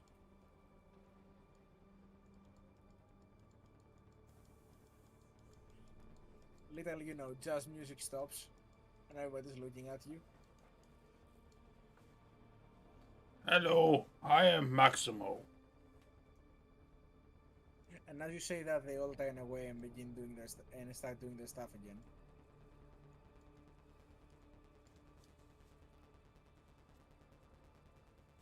So, Ireland, where would be our contact? Oh, just follow me. I was told where to find him. Ireland takes a staircase to the right side of the building and heads to an upstairs location. There, she knocks on the door. And once she does so, it's this like metal door that you would recognize would have a valve inside that one has to turn from the inside to open. This is usually where in training grounds like this facility used to be, they would store their ammunitions and stuff so they would be safely locked away. And as he knocks on the door, a voice from the other side goes, "Who goes there?" And she goes, "I am here to see your marquee. My name is Arlene, a friend of his." "One moment, ma'am," says the voice from the other side. And after a few seconds, you hear a voice, "Yup, boss says you she's." And you hear the sound of a valve turning from the other side as the door begins to open. And as the door opens, you see hands on the other side of the door, an ogre wearing what I can describe as a very worn out and torn highborn coat with like cravat and everything, and has like white powder all over his face with rosy cheeks, and goes, "Greetings, ma'am. The marquis is waiting inside. Please go right ahead." By chance, does this ogre have a mustache?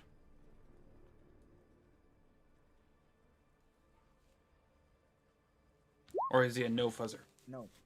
He is a no-fuzzer! No, Maximo. He does have a ponytail though. No, ponytails don't count. And a bald spot.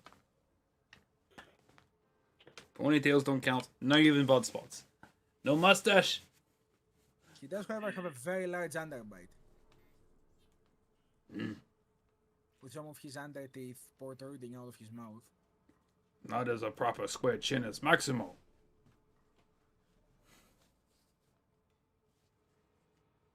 But still, Maximo will see him and give him a curtly ogre nod. He politely gestures his hand inside for all of you.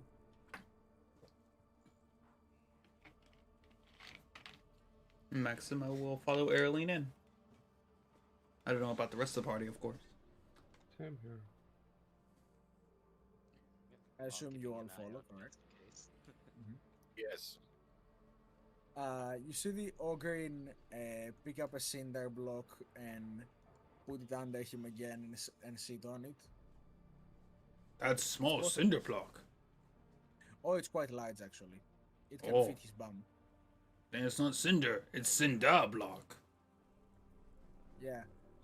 You can tell Maximo from your Ogrin knowledge that this is likely both his tool and his weapon. So he does have big friendly rock. Very friendly rock. Oh god. And as you walk inside, you see this plume of smoke bellow from under the door to a room. Maximo frowns Yeah. the smoke. Yes. And now, this is technically a roll for hazard as Aralyn opens the door, but do not be alarmed. It's not like We are aware of heavy smoked rooms. good. You're aware of hotboxing. Should we do a toughness test to keep our composure? I'll tell you exactly what you need to roll because this is technically an item. Oh no. Alright, there we go. The music tenses for this. Let's see. Where is it?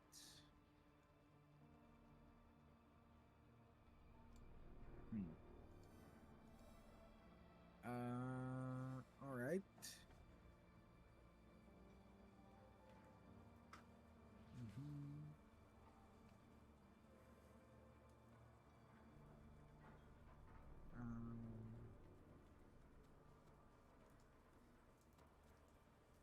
Yes, I found it.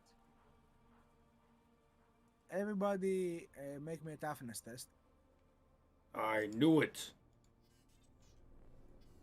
Maximo. 2. Would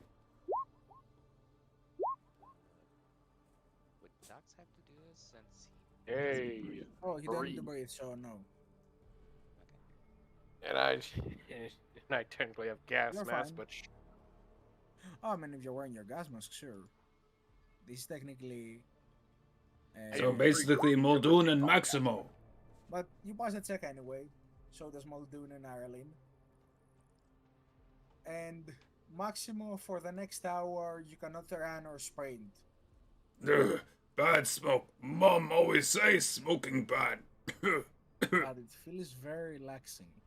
No, it makes me feel fuzzy. Makes brain Exactly. tingly. Makes me feel Exactly. tired.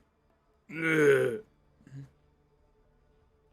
And inside you see a conglomerate of different people, all sort of handing out and having fun.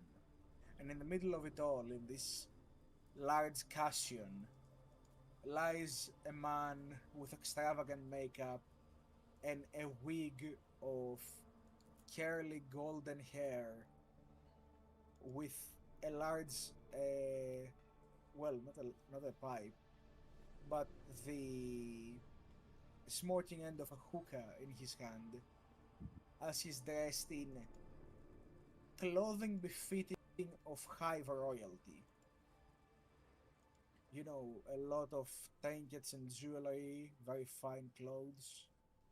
And he's wearing this teal outfit for his suit and pants with a white underneath. And a very extravagant red and gold cravat. And as the 5 of you enter, he goes, "Oh my! I did not expect you so early." And Ireland goes, "We are 20 minutes late." And he looks around the people around him. Well, I guess the time is passing quickly when you're having Obscura. I mean, fun.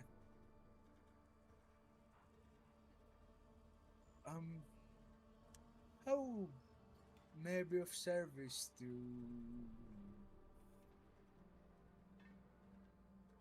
I don't know your name. Ireland. And this would be a rather private talk, if you wouldn't mind. Of course. Everyone, make yourselves at home below. I shall continue our little soiree later, if you wouldn't mind. Me and dear Ireland here need to discuss my ever beneficiary services to our most holy emperor. This place does not look like home. This place smells weird. You'll get used to it, trust me, big guy. No. The other folk get up and excuse themselves as they head out, passing by you through the door. And then she goes, Break, could you close the door? And the ogre nods and closes the door behind you. Such a beautiful thing to be friends with the simple minds. Many people think them stupid, but you'd be surprised. They're very ingenious. Simple doesn't always mean easy, after all. Please, don't be standing. This might take a bit. Make yourselves comfortable. Please do partake of anything you like. You do notice that besides the hookah, there is like alcohol and other delicacies here.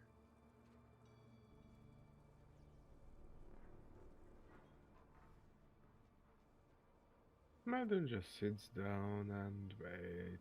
We are on the job, we are not drinking, or we are not here for that, so he's just sit down, wait for Ireland to deal with that guy. Ireland sits opposite of him and makes a nod to you, Lucas, to sit next to him. Very well. You know why. Maximo wonders if the seats, if there's a seat strong enough to carry his There weight. is a couch. There is a couch, so Maximo will try to cautiously sit in it. It stinks. Unfortunately, Maximo has a face. He does not like the smell of this place. Or the couch. Or the couch. It's also weird and sticky with a strange film on it. No, it's not. We're not going that far. We're still PG-13. I was talking about body oils or perfumes. Yeah, of course. And perfumes are lewd, so you know. Yes, also body powder. Build drinks Ugh. or any food left over. Pretty much. Yeah, sure. And Docs Where just would dogs like to go? Docs will walk over to the side and just stand. Would like to go home. The moment everybody's out and the door is closed and all, he puts the mouthpiece of the hookah on the device and sits himself properly on his large Cassian. And he's sitting in a pose almost as if the Cassian is a throne. And he goes, I, first of all, have to admit, when I heard of interrogators coming down here to speak to me in person, they never told me that. And it just looks at him it just looks at him, just most straight face ever. And before he ends that sentence, he goes, "Something tells me you're not much into flattery, much like others in the organization are." I'll take the silence as a no. But despite that, I am still very much willing to help for all of the good you've done and all of the good you will keep doing for me and my people. Just, make sure that when things go bad again, you try to keep them a bit further than last time. We had no situational control over what happened a week ago. Next time, we will be prepared. And I am sure you will do great. After all, we do have that wolf taking care of all our sheep, don't we? The one with the big fist. Hmm. And barely speaking specifics, but even the walls have eyes and ears everywhere for everyone. But not here, of course. As for the question that I was supposed to find out about, yes, there was a transport vessel arriving here about bit less than a week ago, and it did head directly to the central parts of the hive. Hmm. Now, I don't know why the traitors would choose to ship a single man within the most fervent capital of faith in all of Amin's Bastion. This being a very illustrious Periander's rest. And now that we know that, let me update the name of the hive.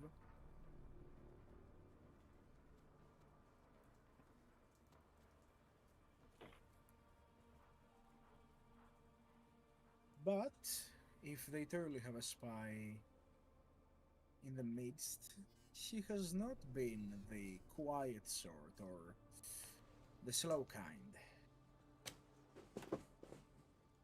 She is meticulous though, and she is quite aggressive in his tactics. And I assume that from what I've heard, she has violet eyes, doesn't she?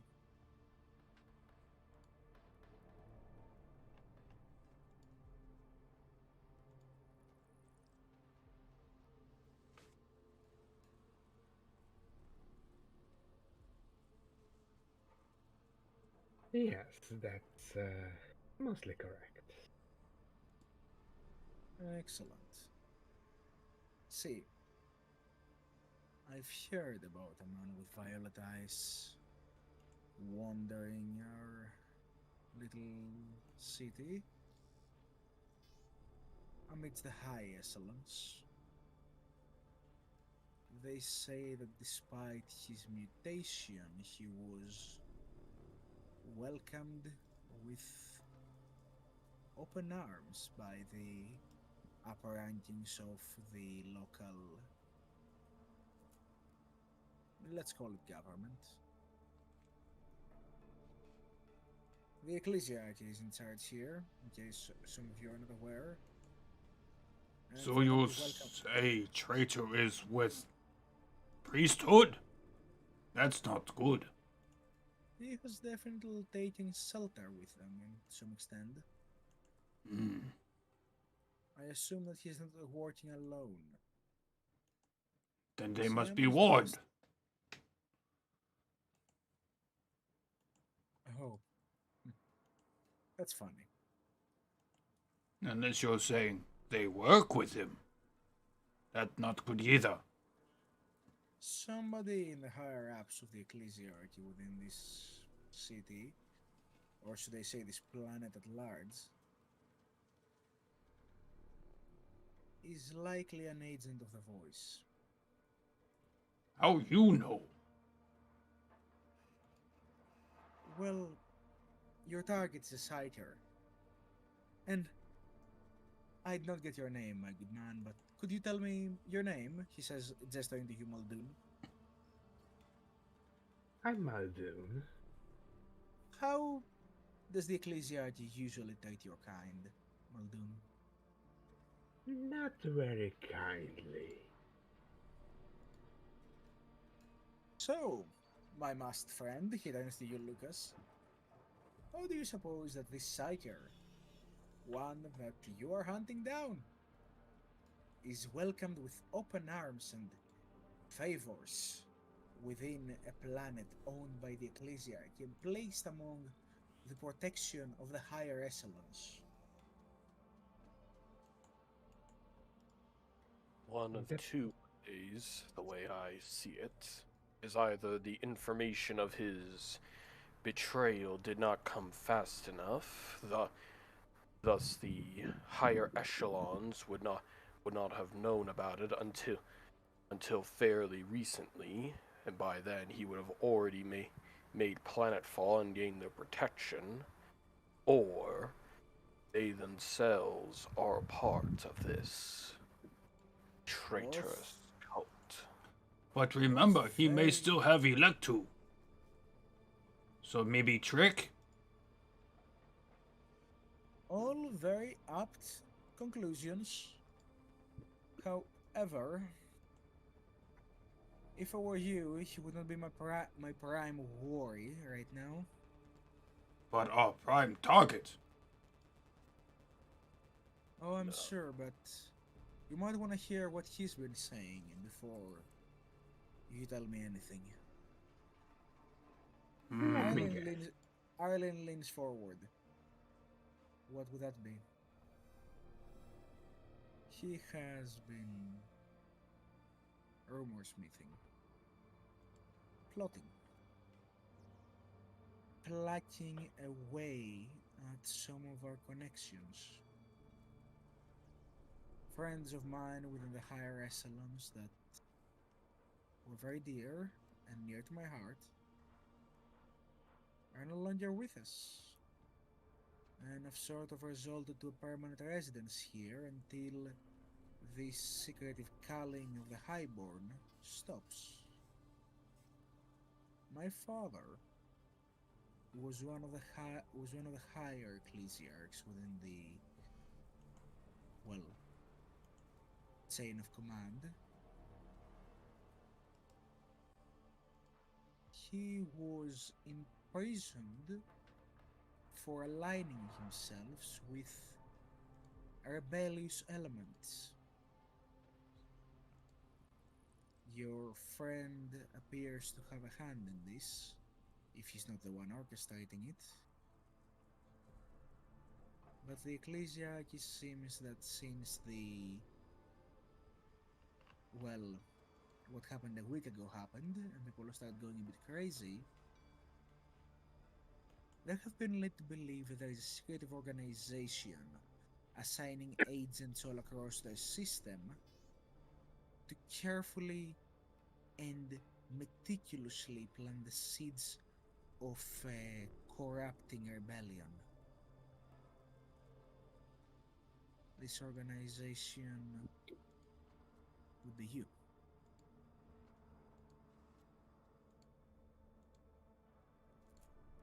The secretive nature of your people, interrogator, seems to have allowed secrecy turn into mistrust, and mistrust to turn into a perfect opportunity for you to become the bad guys. Now, we both know that's not the case. So before any of you draw a gun, be rest assured that I still am faithful to the Emperor in truth and not aligned with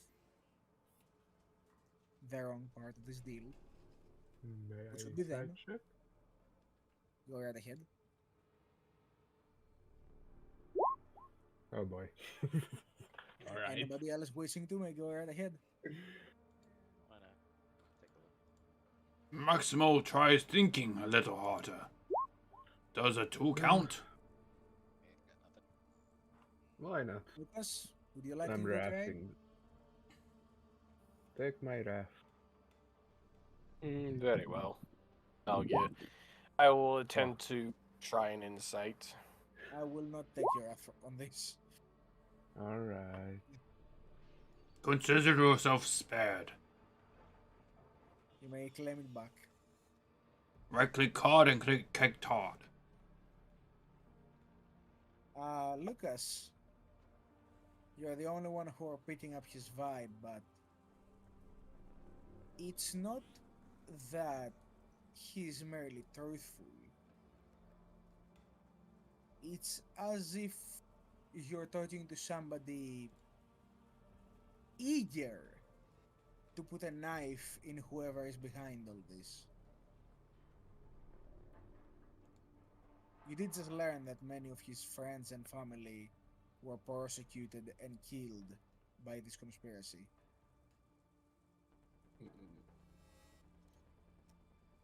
It seemed that under the calmness of the Obscura lies a seething man,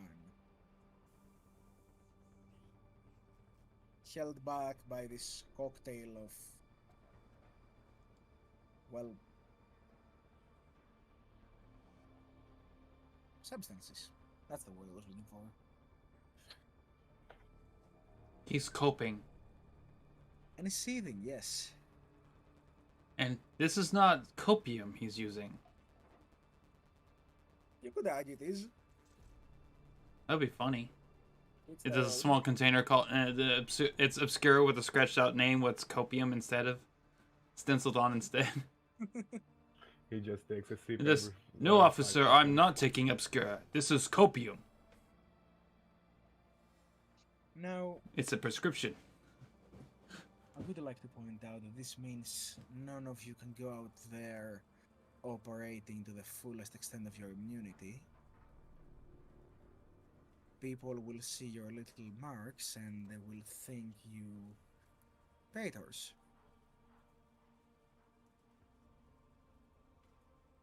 And they've been very much requested to do so further into the city.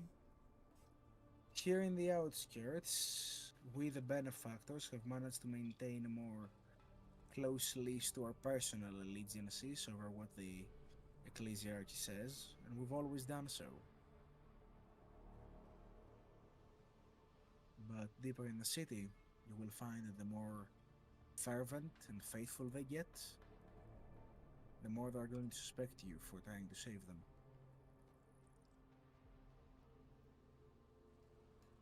So, anyways, you can get us deeper into the city? I'm afraid my part is merely information. Fair enough. However, as I said, I myself am avoiding the city in its fullest for now until this whole thing has blown over.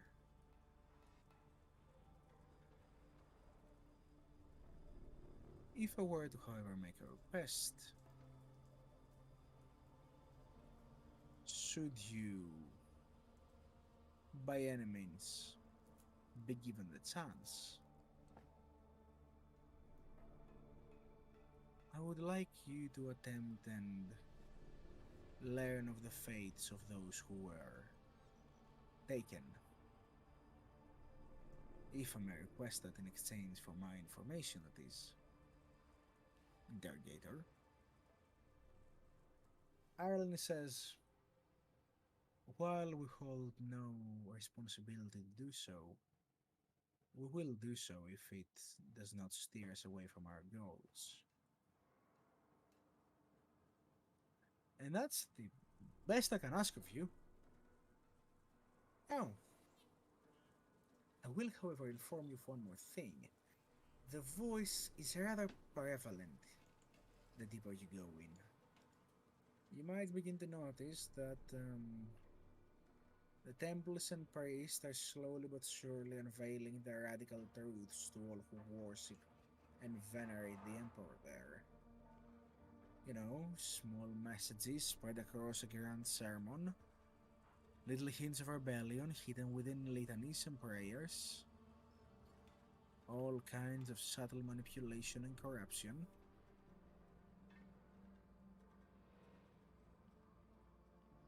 Just tilting the populace slowly towards their goals. Do not let them fool you. They're not what they seem. I guess you all have first-hand experience in that.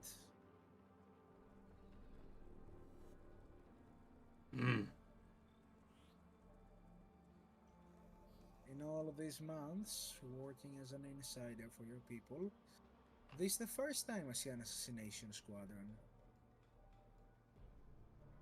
Whoever is behind this must have pissed off your people quite a lot.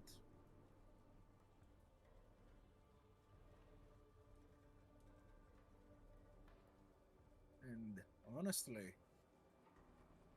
judging by the arsenal seats of you carry, I'd say that I am very glad to not be that guy.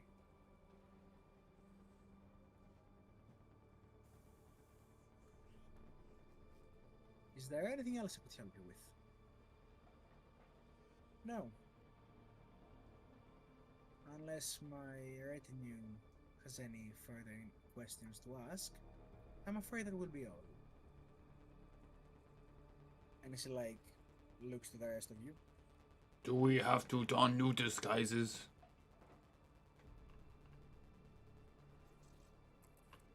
I wouldn't go as far as that.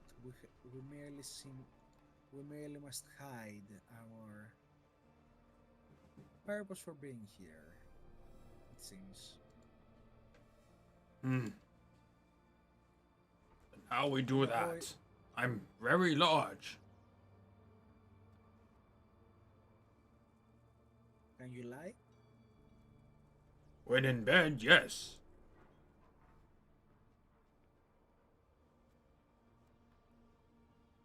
Oh, Then- speak falsely too. That is tough for me. In that case, I assume that I will keep mouth shut. yes. With the information given to us by our friend here, Mr. Gustav, we're simply here on a pilgrimage. Isn't that correct? Oh, but of course. Why else would anybody come to Periander's Rest? Most brilliant shrines and temples in the entire system. Maybe Maximo can finally get forgiveness from Emperor. The Emperor Forgiveness lies in one of his temples. I will tell you this, big guy. I'm fairly certain it's not one of these. Yes, remember mentioning it. This place is bad. Not good. Should we tell our boss? Looks towards We will in Erling. time. We will in time. Oh, For now, let us no longer busy the Marquis. I'm sure she has business to attend to. And I'm sure you have yours. And Arlen stands up to leave, and I assume the rest of you follow. yep. Maximo will get off the chair and just feel a bit gross. And as you're all heading out, he's going to say, "Oh, and by all means, do enjoy your pilgrimage." He like lifts a glass to the rest of you. Maximo will try. We will. Thank you.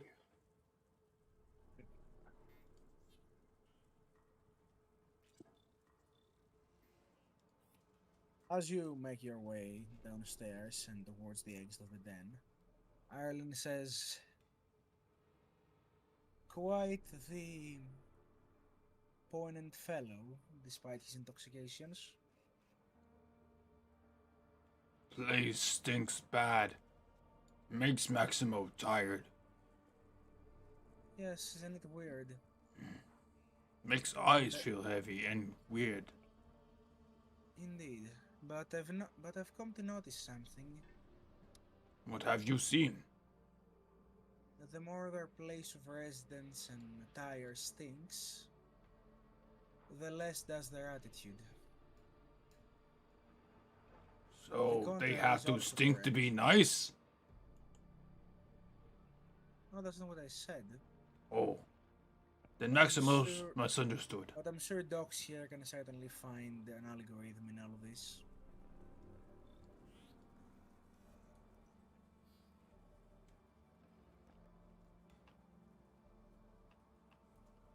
Seems like the lower you are on the totem pole, the greater your faith is.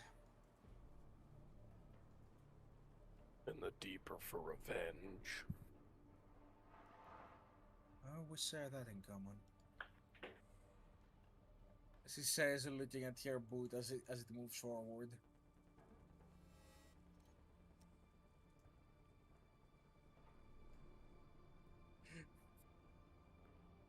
It would be easy for all of you to be able to deceive the others of our intentions. It would be very difficult for my standing. Well, at least you are here to just make sure things operate properly, yes? Like servitors or cherub things. Tiny robot babies. Yes, but if any ask for reasons I'm here for, it is difficult to lie the occasion.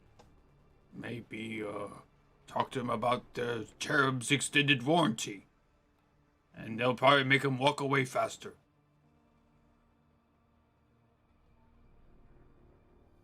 Or probably we would be nearby and just, please don't bother our tech priest.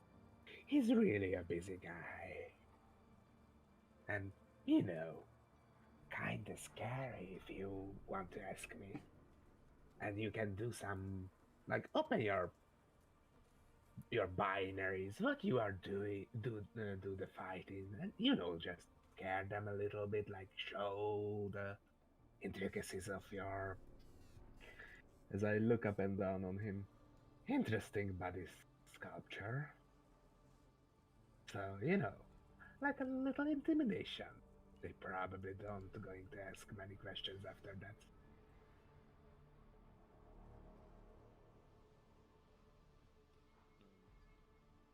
The possibilities for doing this seem slim, but chances of those encounters do seem probable. I will try to keep myself to myself and to whatever devices I can find, if the time comes for instances of that.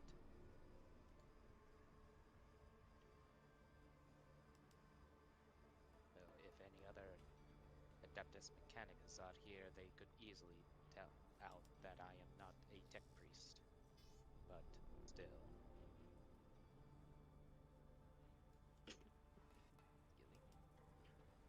And as you head outside, turns a corner and walks into a yard where some laborers appear to be in the middle of stashing equipment inside an administratum vehicle.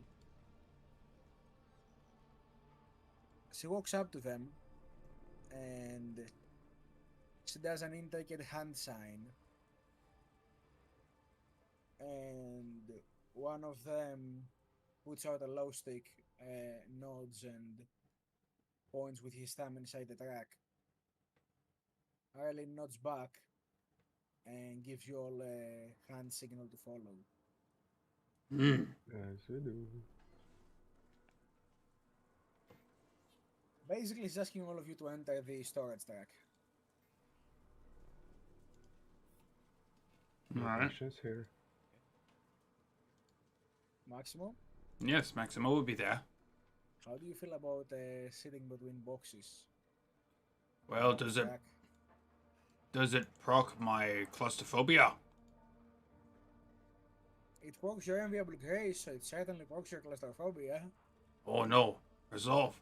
I have to do a resolve test. No. Let's see. Difficulty 2. It's too small. Too cramp. I don't like. It's alright, big guy. I pat his back. See, there's a bigger spot there. Maybe you can fit there better. Arlen Mm. walks up to you and says, Maximo,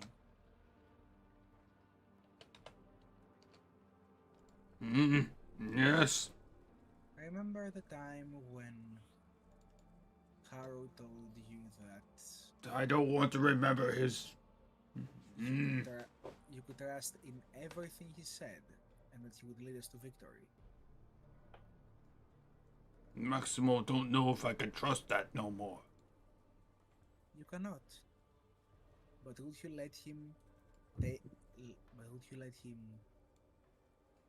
leave this place alive? Run away and hurt more people? No. Then think of it like this. What if Maximo removes a few boxes, makes space a little bigger for him?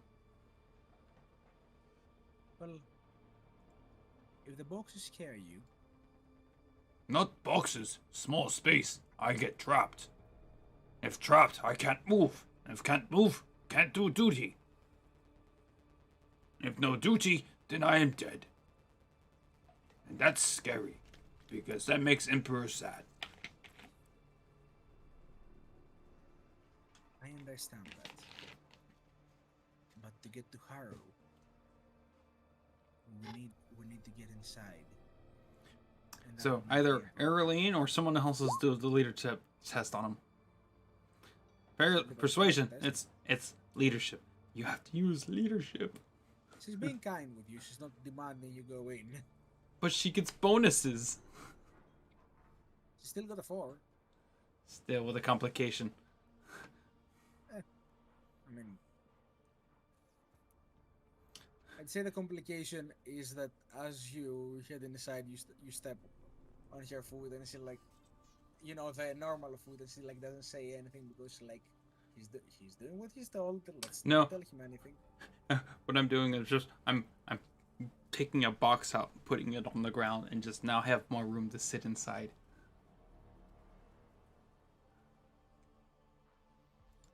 And she just looks at the others and goes, could you do a query, or would you be fine with doing another course for this?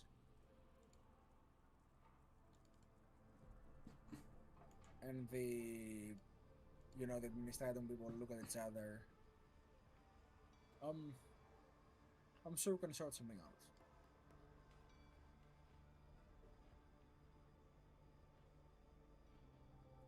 Muldoon, you can tell that she already senses the administratum. We're gonna sort something out, and something is money.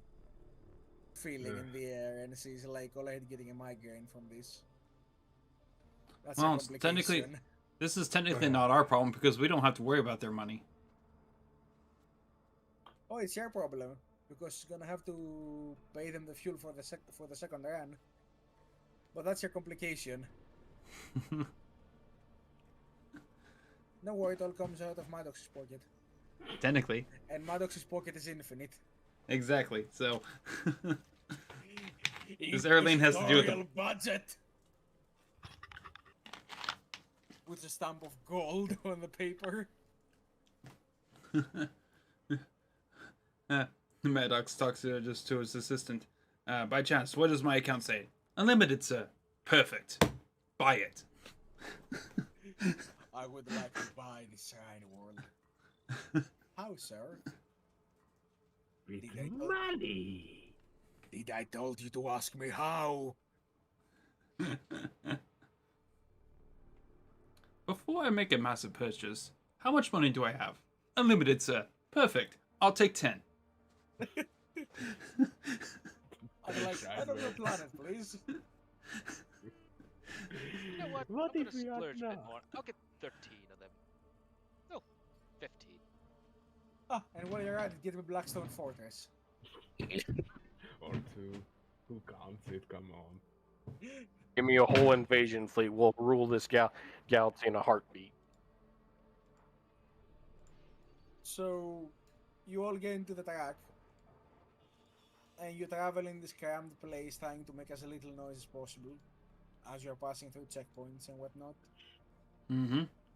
Eventually, there is a stop, and then there is a later stop, and through all of these stops, you guys are crammed in the back, trying to remain as hidden as you can. I'm guessing it's just the four of us now in the truck, right? No, Arlene is there too. Alright. She can't be seen either. She's literally wearing a rosette now. Huh. Yeah, probably just sit in the corner with his limbs locked into a position, so he just sits there, just unmoving almost. He's just T-posing with his eyes glowing in the corner, and Maximo is growing more and more distressed by this. Is he dead? Why is he not moving? Eventually, Maximo hears the door open again for them to take out some crates and has to close his light. And that's when he sees Doc's white eyes glow in the dark. Maximo's traumatic experience at the Friday 13th surprise. Do I hear the Freddy theme song play in the back of the truck just because Doc 4 is bored? No, it's just whenever the lights go out, you hear the Friday 13th music. Da da da da da dun, da da da dun. And every It's time Maximo the way you when he- swear, he's a step closer to you. Oh no, it's Maximo who gets stabbed with a fork. He's going to snap your neck if you close your eyes. Warhammer 40k SCP Foundation. If anybody adds a when to the end of that, I will shoot you. Anyway, moving on.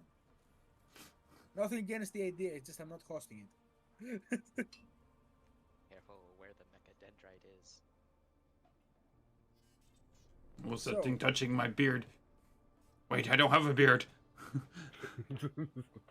Stairs close. Eventually, you pull up to another stop, and this time you hear a knock on the side, and Ireland goes, "This will be our stop." Is Sound it? Please lead. And you exit into a facility of the Administratum. And like Muldoon and Docs, actually, Muldoon worked for the Militarum, right? Yes? Okay, then I would like Docs to roll me a scholar test. Okay. You're the only one who don't know what this is on first glance.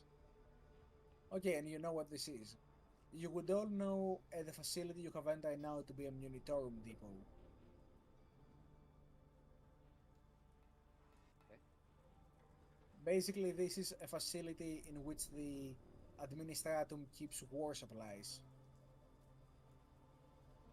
A very nice area of operations, considering that everyone inside seems to be in on what's going on, as they all greet Ireland with a salute as he walks by and makes their way to an office, with you all following.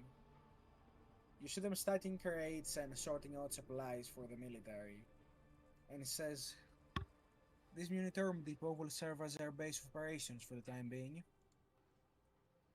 Inquisitor Maddox secured it will be free of any unwanted employees for a while now. All the personnel here are menial servants of the Inquisition. They will see to your needs and act appropriately. Needless to say, you may feel free to help yourselves to whatever ammunition and surplus war gear they have stocked away. It's not going anywhere for a while.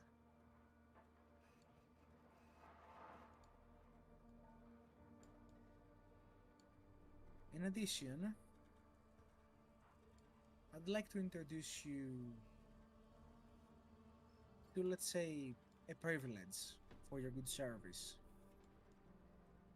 It being the chance to improve your stations on a more, let's say, team-wise effort level. Let me get the appropriate music for this.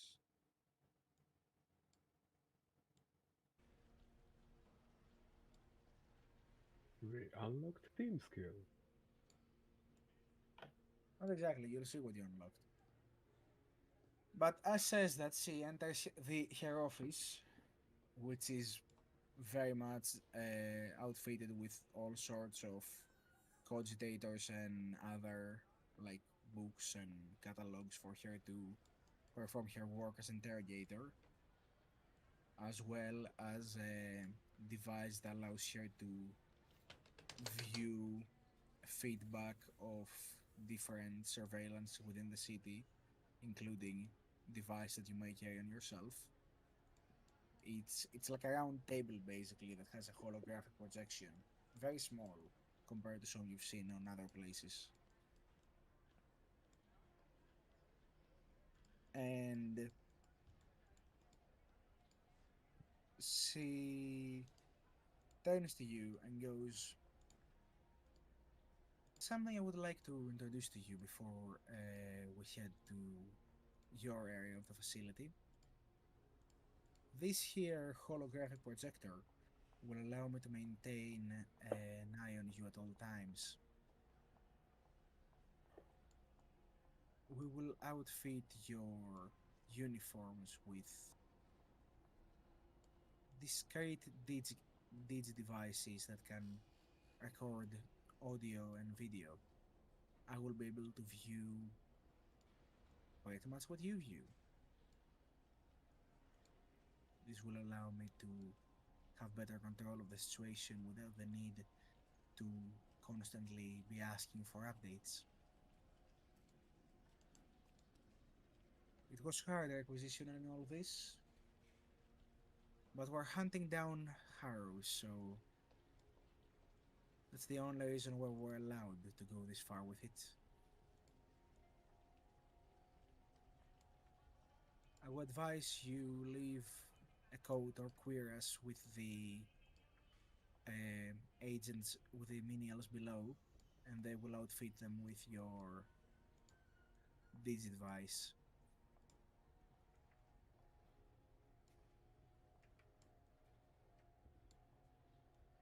You may do that later, however, because for now, I'd like you to follow me to another area. And she heads down from the office to the area below again and heads into a space that is basically adjacent to the facility. Like, it connects with both the outside and the facility. And I assume you are all following her. Mm-hmm. Yes. She heads into what appears to be a habitational area. And she says that, alright, so the first 4 rooms have been outfitted to suit your needs and appropriately so. The rest are merely habitations for the menials. I would ask that you not interfere with them. In case you're wondering, as to your selections, Maximo, you're on number 1. Opposed of you is Lucas on number 2. Number 3 is for you, Muldoon. And Docs, you are number 4.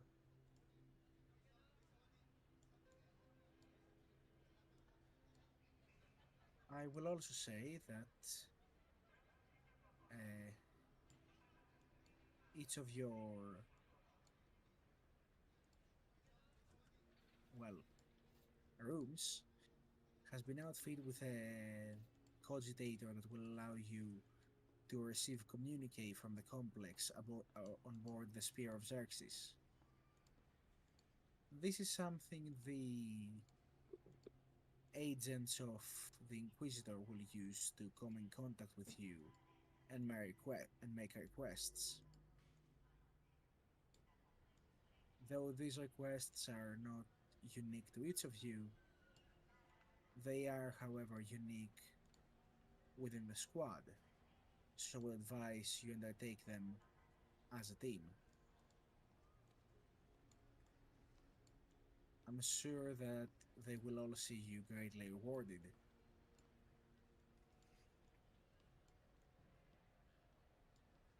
In above game talk, each of your rooms has a terminal in which you can get side quests from each of the 3 beneficiaries of Inquisitor Maddox.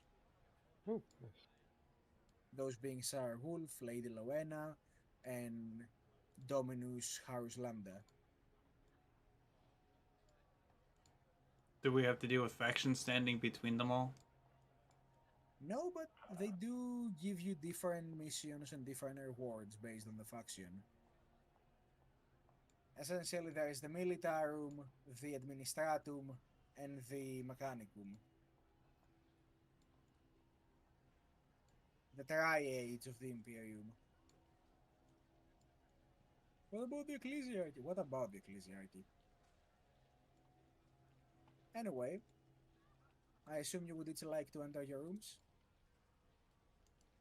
Yeah, Mhm. it was a long day. Alright. As you enter the rooms, you first of all each notice that next to the door there is the Cogitator console. For all of you. Maximo, they made yours with a much simpler design in mind. For obvious reasons. Mm-hmm. Basically, while everybody else gets a full keyboard of buttons, you get scroll up, scroll down, accept. So I got the mono keyboard. They told them to make the cogitator with an Ogryn in mind, so they brought the Ogryn keyboards. And yes, in my head canon, the Imperium makes special keyboards for Ogryns. Yes. Luckily, Maximo knows how to deal with small keyboards, but they didn't know that, so. Once again, racial segregation is a problem. It is okay. They do not understand Maximo. Soon they will, after I make the Ogrins rise up against the repressors. What? They will fear. They will know the Ogrin voice. Uh-huh. So we found our next campaign, everyone. Anyway, moving on. As you enter your room, Maximo, first, you notice it has few amenities. It has a little Ogrin's room, which takes about a quarter of the room. It has a bed, which is basically just a very big mattress with a pillow because they couldn't make supports for you. There is a storage tank. There is some cabinets that are rather small actually. And a mirror with a grooming kit. Perfect. On the shelf of the mirror, there's also the mirror is like a cupboard. When you open it, inside is the grooming kit, and also a little rubber duckling. Oh. We meet again.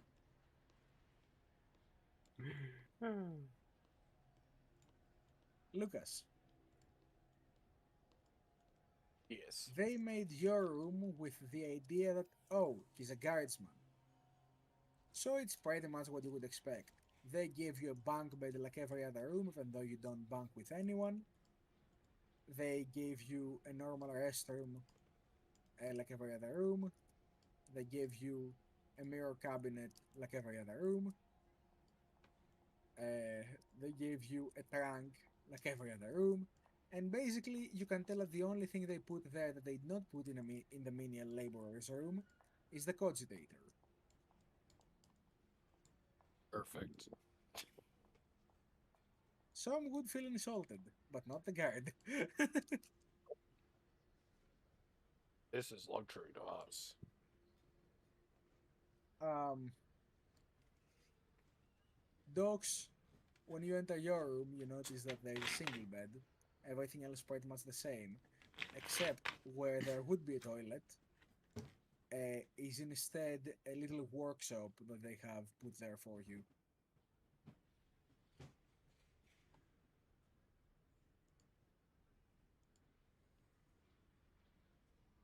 Good. I need to do more repairs and maintenance. Not only that, but you can use this workshop alongside your combi tools to perhaps attempt to repair or craft equipment, should you have the appropriate material. You unlocked crafting. And Muldoon, uh, your room is a bit perplexingly infuriating at first. They have they have left some psychic implements for you there on the trunk. So you say you gave him brain teasers? You could say that. Puzzles. But the one thing that you notice is that they have layered the inside of the room with a substance you would know to be used mainly in void ships that try to contain psychers. It's in order for you to not in case anything happens to you, it won't spread outside of this room. Mm-hmm. Fantastic. Yes. So basically, psyker-proof wall pads. But is it fireproof? They're made of metal, so I don't know. Uh, Now, I am going to take a quick assumption as the DM of my players and and ask if you would all be fine with approaching the cogitator as the first thing you do, because we do need to be wrapping this up. Yes. mm-hmm. And Doc's All right, then. with that. Opening the cogitator, you see there are 3 requests. One from each faction to begin. Okay. And these were your secondary investigations come to play. So, I'm going to now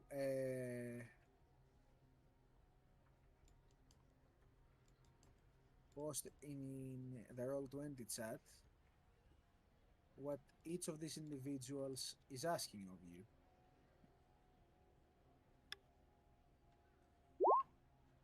And there you go. Now, to explain a few things, you don't have to accept any of these. After you accept them, you are not obliged to do it within a certain time frame unless stated so. And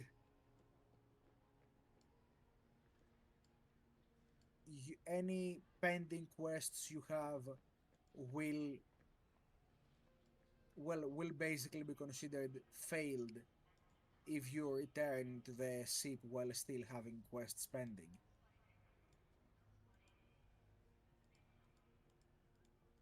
So as long as you're on the planet and there is no time limit, you can have a quest on the side for as long as you want. But if you leave the planet, you lose the quest. Mm-hmm. Now, I wouldn't like you to pick them all within the next 5 minutes. I'd much prefer it if you took your time in the following couple of weeks to properly look them over and see what they give you. I mean, see what they give you, see what they ask you to do, and decide which ones you want to take. To explain some home rules I devised for how I'm handling this, about some of the rewards. So, I think the first reward is fairly easy to understand. A small stash of explosive weapons. So basically a grenade crate. Easy to understand, I think. Mm-hmm. The second one, acquisition request. This means that you can acquisition an item through an influence test as if you were shopping from the requisitorium of the ship, but without having to be on the ship. So basically, you can get war gear without having to be on the spear through influence tests. But the reward does require an influence test, and though you won't lose the reward if you lose the influence test, remember that you can only make one influence test per session. And in this case, the reward would only be one item. So it's gonna be very much a case of, okay, who wants what, which one do we think is higher priority, so forth, so on. You get me. Any questions on that? Nope. Alright. Crafting requests allow the agents to ask for the Dominus and his acolytes to craft them a new piece of war gear from raw materials. You can request items of a rarity rating equal to or lower than your tier. Rarity rating tier 3, just so you know, is sorry, tier 2 is rare. So right now you can request up to rare items.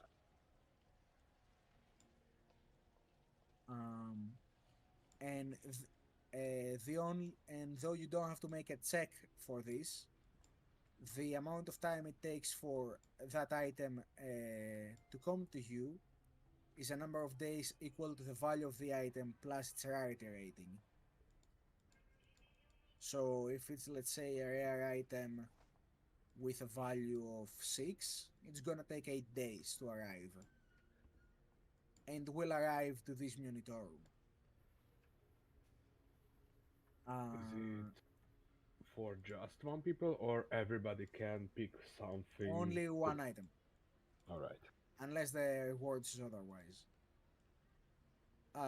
Now, as for the arrival time of acquisition requests, the amount of days is defined by the item's rarity rating. So, if you're requesting an item with a rarity of common, it will arrive in the same day. If you request something that's uncommon, it will arrive the next day, and if you request something that's rare, it will arrive in 2 days. Keep in mind that when making acquisition requests, you are not barred from asking for anything you want, but you have to make an influence test. Which means, if you ask for something impossible to get, and seeing as you only get one influence test per session, you could pretty much lock yourself out of getting it for that session. And somebody else could sweep in and very much attempt their own item and see if they get that. Nothing against that. Now, to explain priority, as mentioned there, essentially normal medium priority is it's gonna take the time stated. High priority means it's only gonna take half the time stated. So if it's like 4 days, it's gonna arrive in 2. And low priority means double the time that is normally required.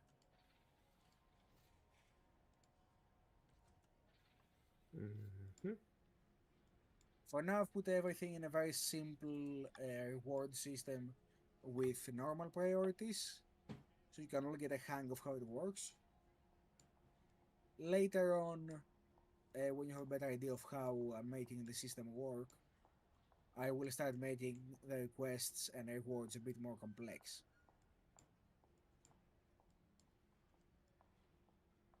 Any questions? Nope. Not really. None. All right. Moon? Yeah, I'm good. All right, good. So, and as the four of you are scrolling through the requests, seeing what each of these individuals is asking of you and your team, I think this is a very good point for us to end our session. Hmm. So, did you all enjoy your Friday 13th session? Not as spooky as I expected, but still. Yeah, Less put all the bloody. spookiness at the beginning. Oh, you mean like taxes? Yes. No. Fear the taxes. Fear the taxes. I was like, just a little peek behind the scenes here. I was like, well, there's not really anything I have cooked up to make this scary, and it is on a Friday, 13th of October. What could I do? Yeah, let's make meeting Harrow's one of the most dreadful experiences they have ever had. Just not just scary and frightening to some, but extremely hair-raisingly uncomfortable. Because this is the Mechanicus, and the Mechanicus is spooky. They are the spooky, scary skeletons of the Imperium. No, those are the Necrons. I said of the Imperium. The Necrons True. are not a member of the Imperium. Well, Not yet. some Just say, a but bad things import. get weird after that. Yeah. I mean, you met French people, you met robot people. The only thing this session was liking to be a true horror story was a clown. That's why we have you. Pum, pum, pum, pum, pum, pum. That's why you are the Sir Reaper of the circus. I am of the circus. That is where I'm from. By my honks shall people know me. By the Honk Legion, they say. The sons of Honkus. So if you're a wizard, you're Honkus Ponkus. The Clown Marines are on approach. The clown marines are coming to reinforce Imperial for the Emperor. Dogs, shut down the conjugators, please. they start charging in, and all you hear is dun, dun, dun, dun, dun, dun, dun, dun, dun, dun, dun, You dun. hear the massive squeaky shoes and just hear squeaky balloon power malls just smashing up heretic skulls. Their rainbow colored power armor with their bright rainbow afros upon their helmets. Yes. I do not understand, but they somehow been able to triple the capacity of a Valkyrie's flight system to be able to fly more Marines than they are supposed to. How? You see a Stormhawk descend, and 3 Land Raiders come out of it. Alright, chill out, Blood Ravens fans, okay? Chill out, Blood Raven fans. I'm not letting this Maximo, hold happen on to again. your mustache, they're gonna steal it. Why do I feel weak all of a sudden?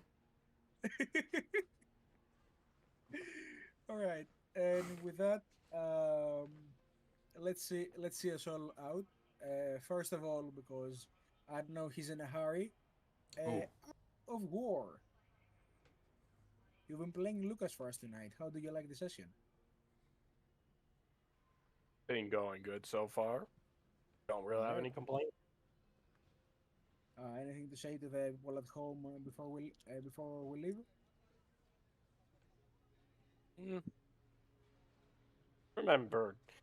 Remember everyone, it is okay to want revenge against someone who betrayed you. Just make sure no one gets in your way. Good advice. So, Big Mek Plays, who played the illustrious Maximo. Yes, me, Maximo, also played by Big Mek Plays. You can also head over to my channel again, of course, at Big Mek Plays. same name for my Twitter as well, to find the first episode of the Odd Boys. I'll be working over the weekend to produce even more content for you lads out there to actually have a fun laugh about it. Amazing. And also, don't forget, you have an important project you need to get done soon. Stop dilly-dallying and get back to it. Why did you mention that? I have been told that some friends who watch this actually do it during working on projects and work. Which at times makes me wonder, how many people do you think actually listen to this shenanigans while doing very important work? 80%? And binding as statistics without ever being a Lex mechanic, and we'll get to the Lex mechanic next, is Crazy Pet, who played the strange cowboy pyromaniac psyker or something. I've lost the amount of titles we've given you. Called Muldoon. Psyker is enough, thank you.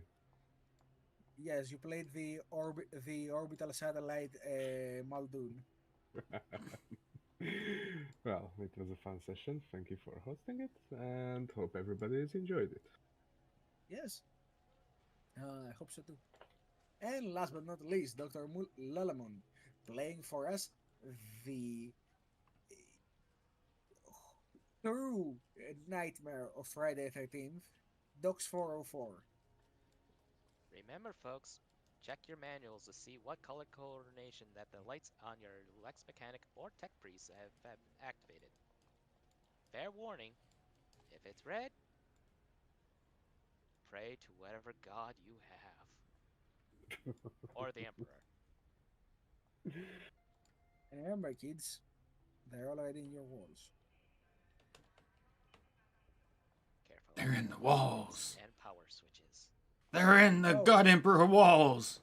And that one person who was actually running from a serial killer all night while listening to us, we hope you survive. As long as you're willing to watch the next one, I must say, we don't really care for you if you don't. If you don't watch the next one, you just go ahead and die. I can just imagine the agents behind Big Mac's monitor telling him to cut the feed as I keep going. Somehow your survival instincts is worse than Dox's. Amazing. All right. And with that, see us out, Maximo. All right. I'm going to scroll and hit the button now to close the stream. Remember, your projects, your classmates, and your workmates depend on you. The Emperor protects. Or whatever you think and you believe, I think. Maximo and crew out. Have a nice day.